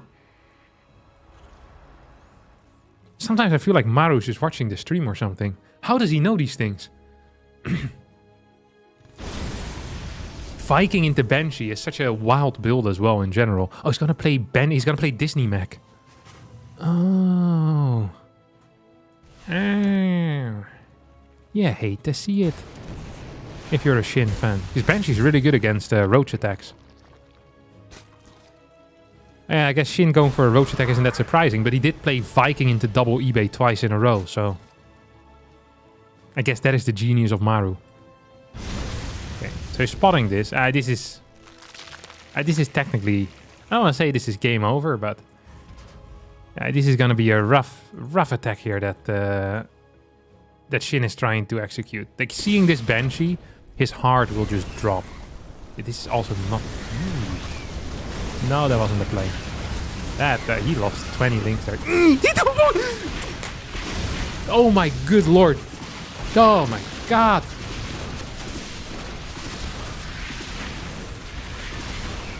This is unbelievable. He almost died. If he would have died, that would have been hilarious. Legit the funniest thing ever. Now the game's just over though, so... Well, over.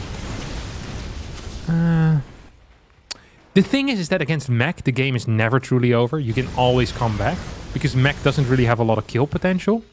So the production is pretty okay for Maru, but it's not like there's going to be like a double drop hitting soon. We still have the potential of Banshees dealing damage, and there's no fort base, which is an issue, because Banshees will be out. 4CC already on the way. So according to base theory, Maru is ahead.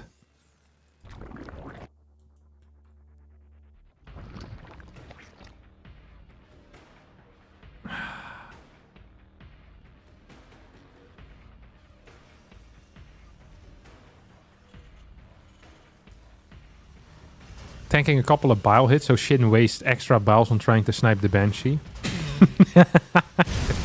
Dude.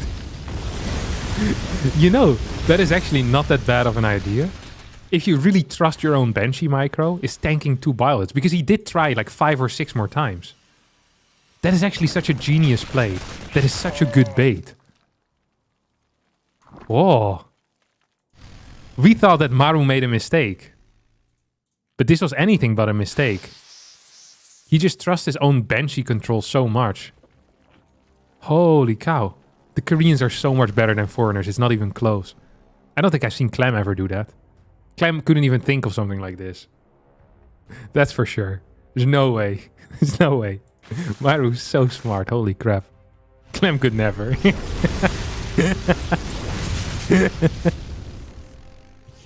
4CC on the way. We have 6 Muras. Please give the amount of kills that these Muras are going to get in the chat. Because I don't think it's going to be more than 5. Actually, I think the game might almost just straight up end here. This queen count isn't high enough. Is it 3 queens against 4 banshees? I guess there's a transfuse, so maybe. That was really close. How many kills are these Muras going to get? Come on, give me some guesses. 6 Muras in the first minute that they're out. So till 9:30 we have. How many kills are we gonna get?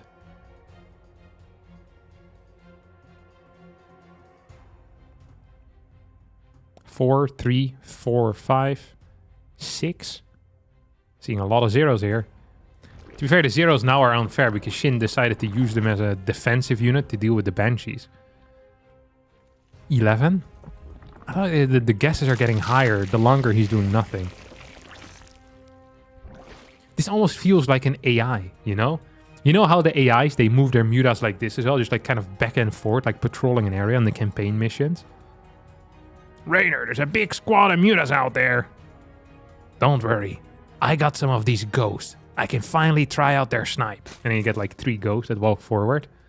And you take out the Muras. That is typical campaign dialogue when they're introducing a new unit. Oh, this is over. No, is it? 3 Vipers. Maybe with Vipers he can do something. Wait, there's a Raven? I think we can officially call this Disney mech then.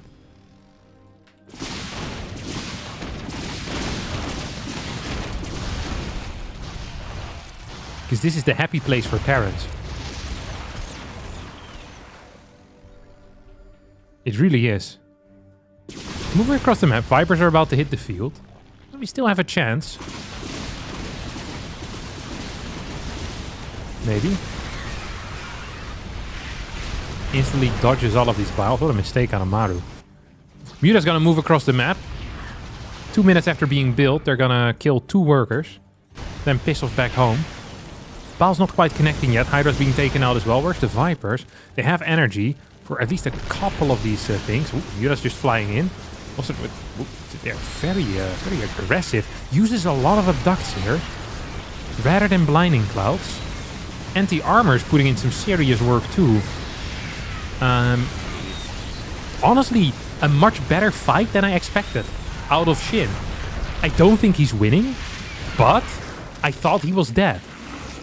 This went so freaking well for him, I can't believe it. I actually can't believe how well that went. Wow. What a beast.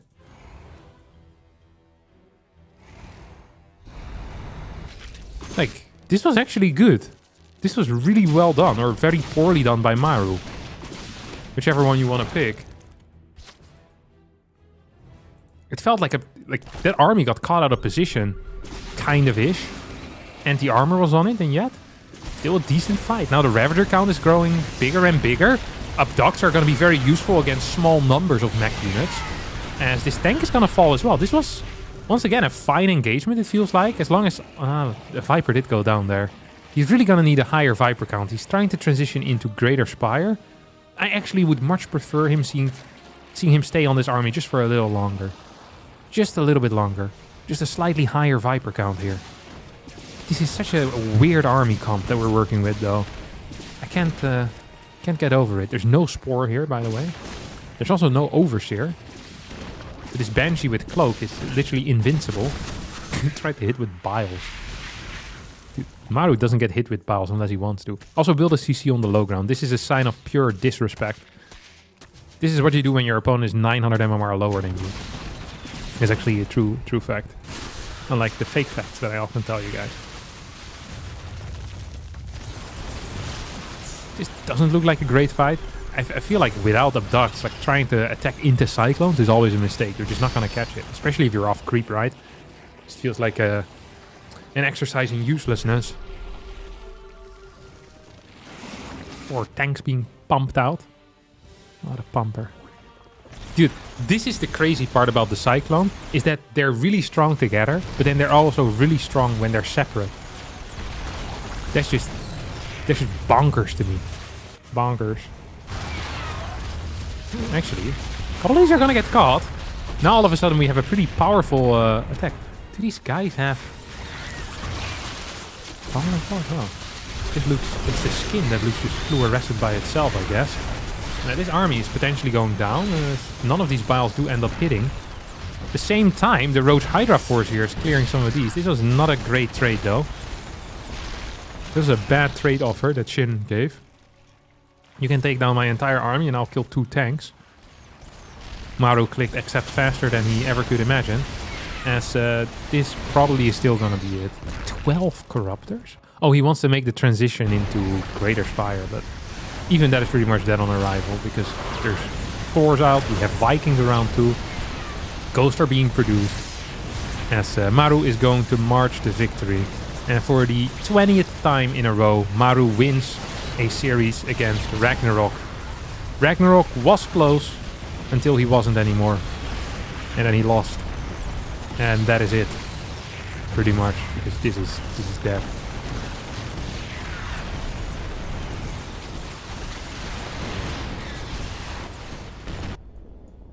Yeah, Maru just keeps expanding, and this game is very over. This game, I give Maru 4 stars and Shin 3 stars. And then the player with less stars usually loses. GG gets called. That's going to be it.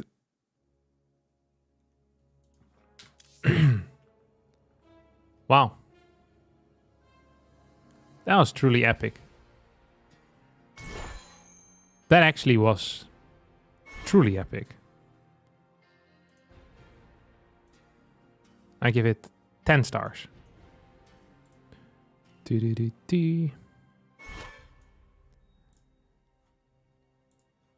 I really thought the 20th time would have been the charm. Yeah. You and me together, Kel'Thuzad. Yeah. Okay. Let's do some quick shoutouts.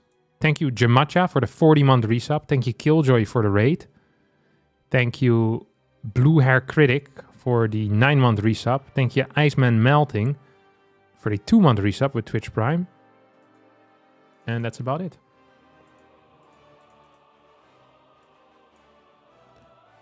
Classic won against BYUN. Yeah. I think the day is over though, isn't it? Do we still have another game that's going on even?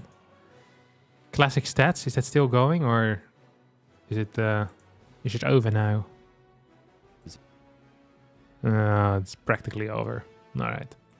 Well, perfect timing to end the stream then for me today. We'll be back tomorrow because it's a Thursday. Thursday viewer day, don't forget that. That means you get to watch me stream. And I'll see all of you then. Thanks so much for watching.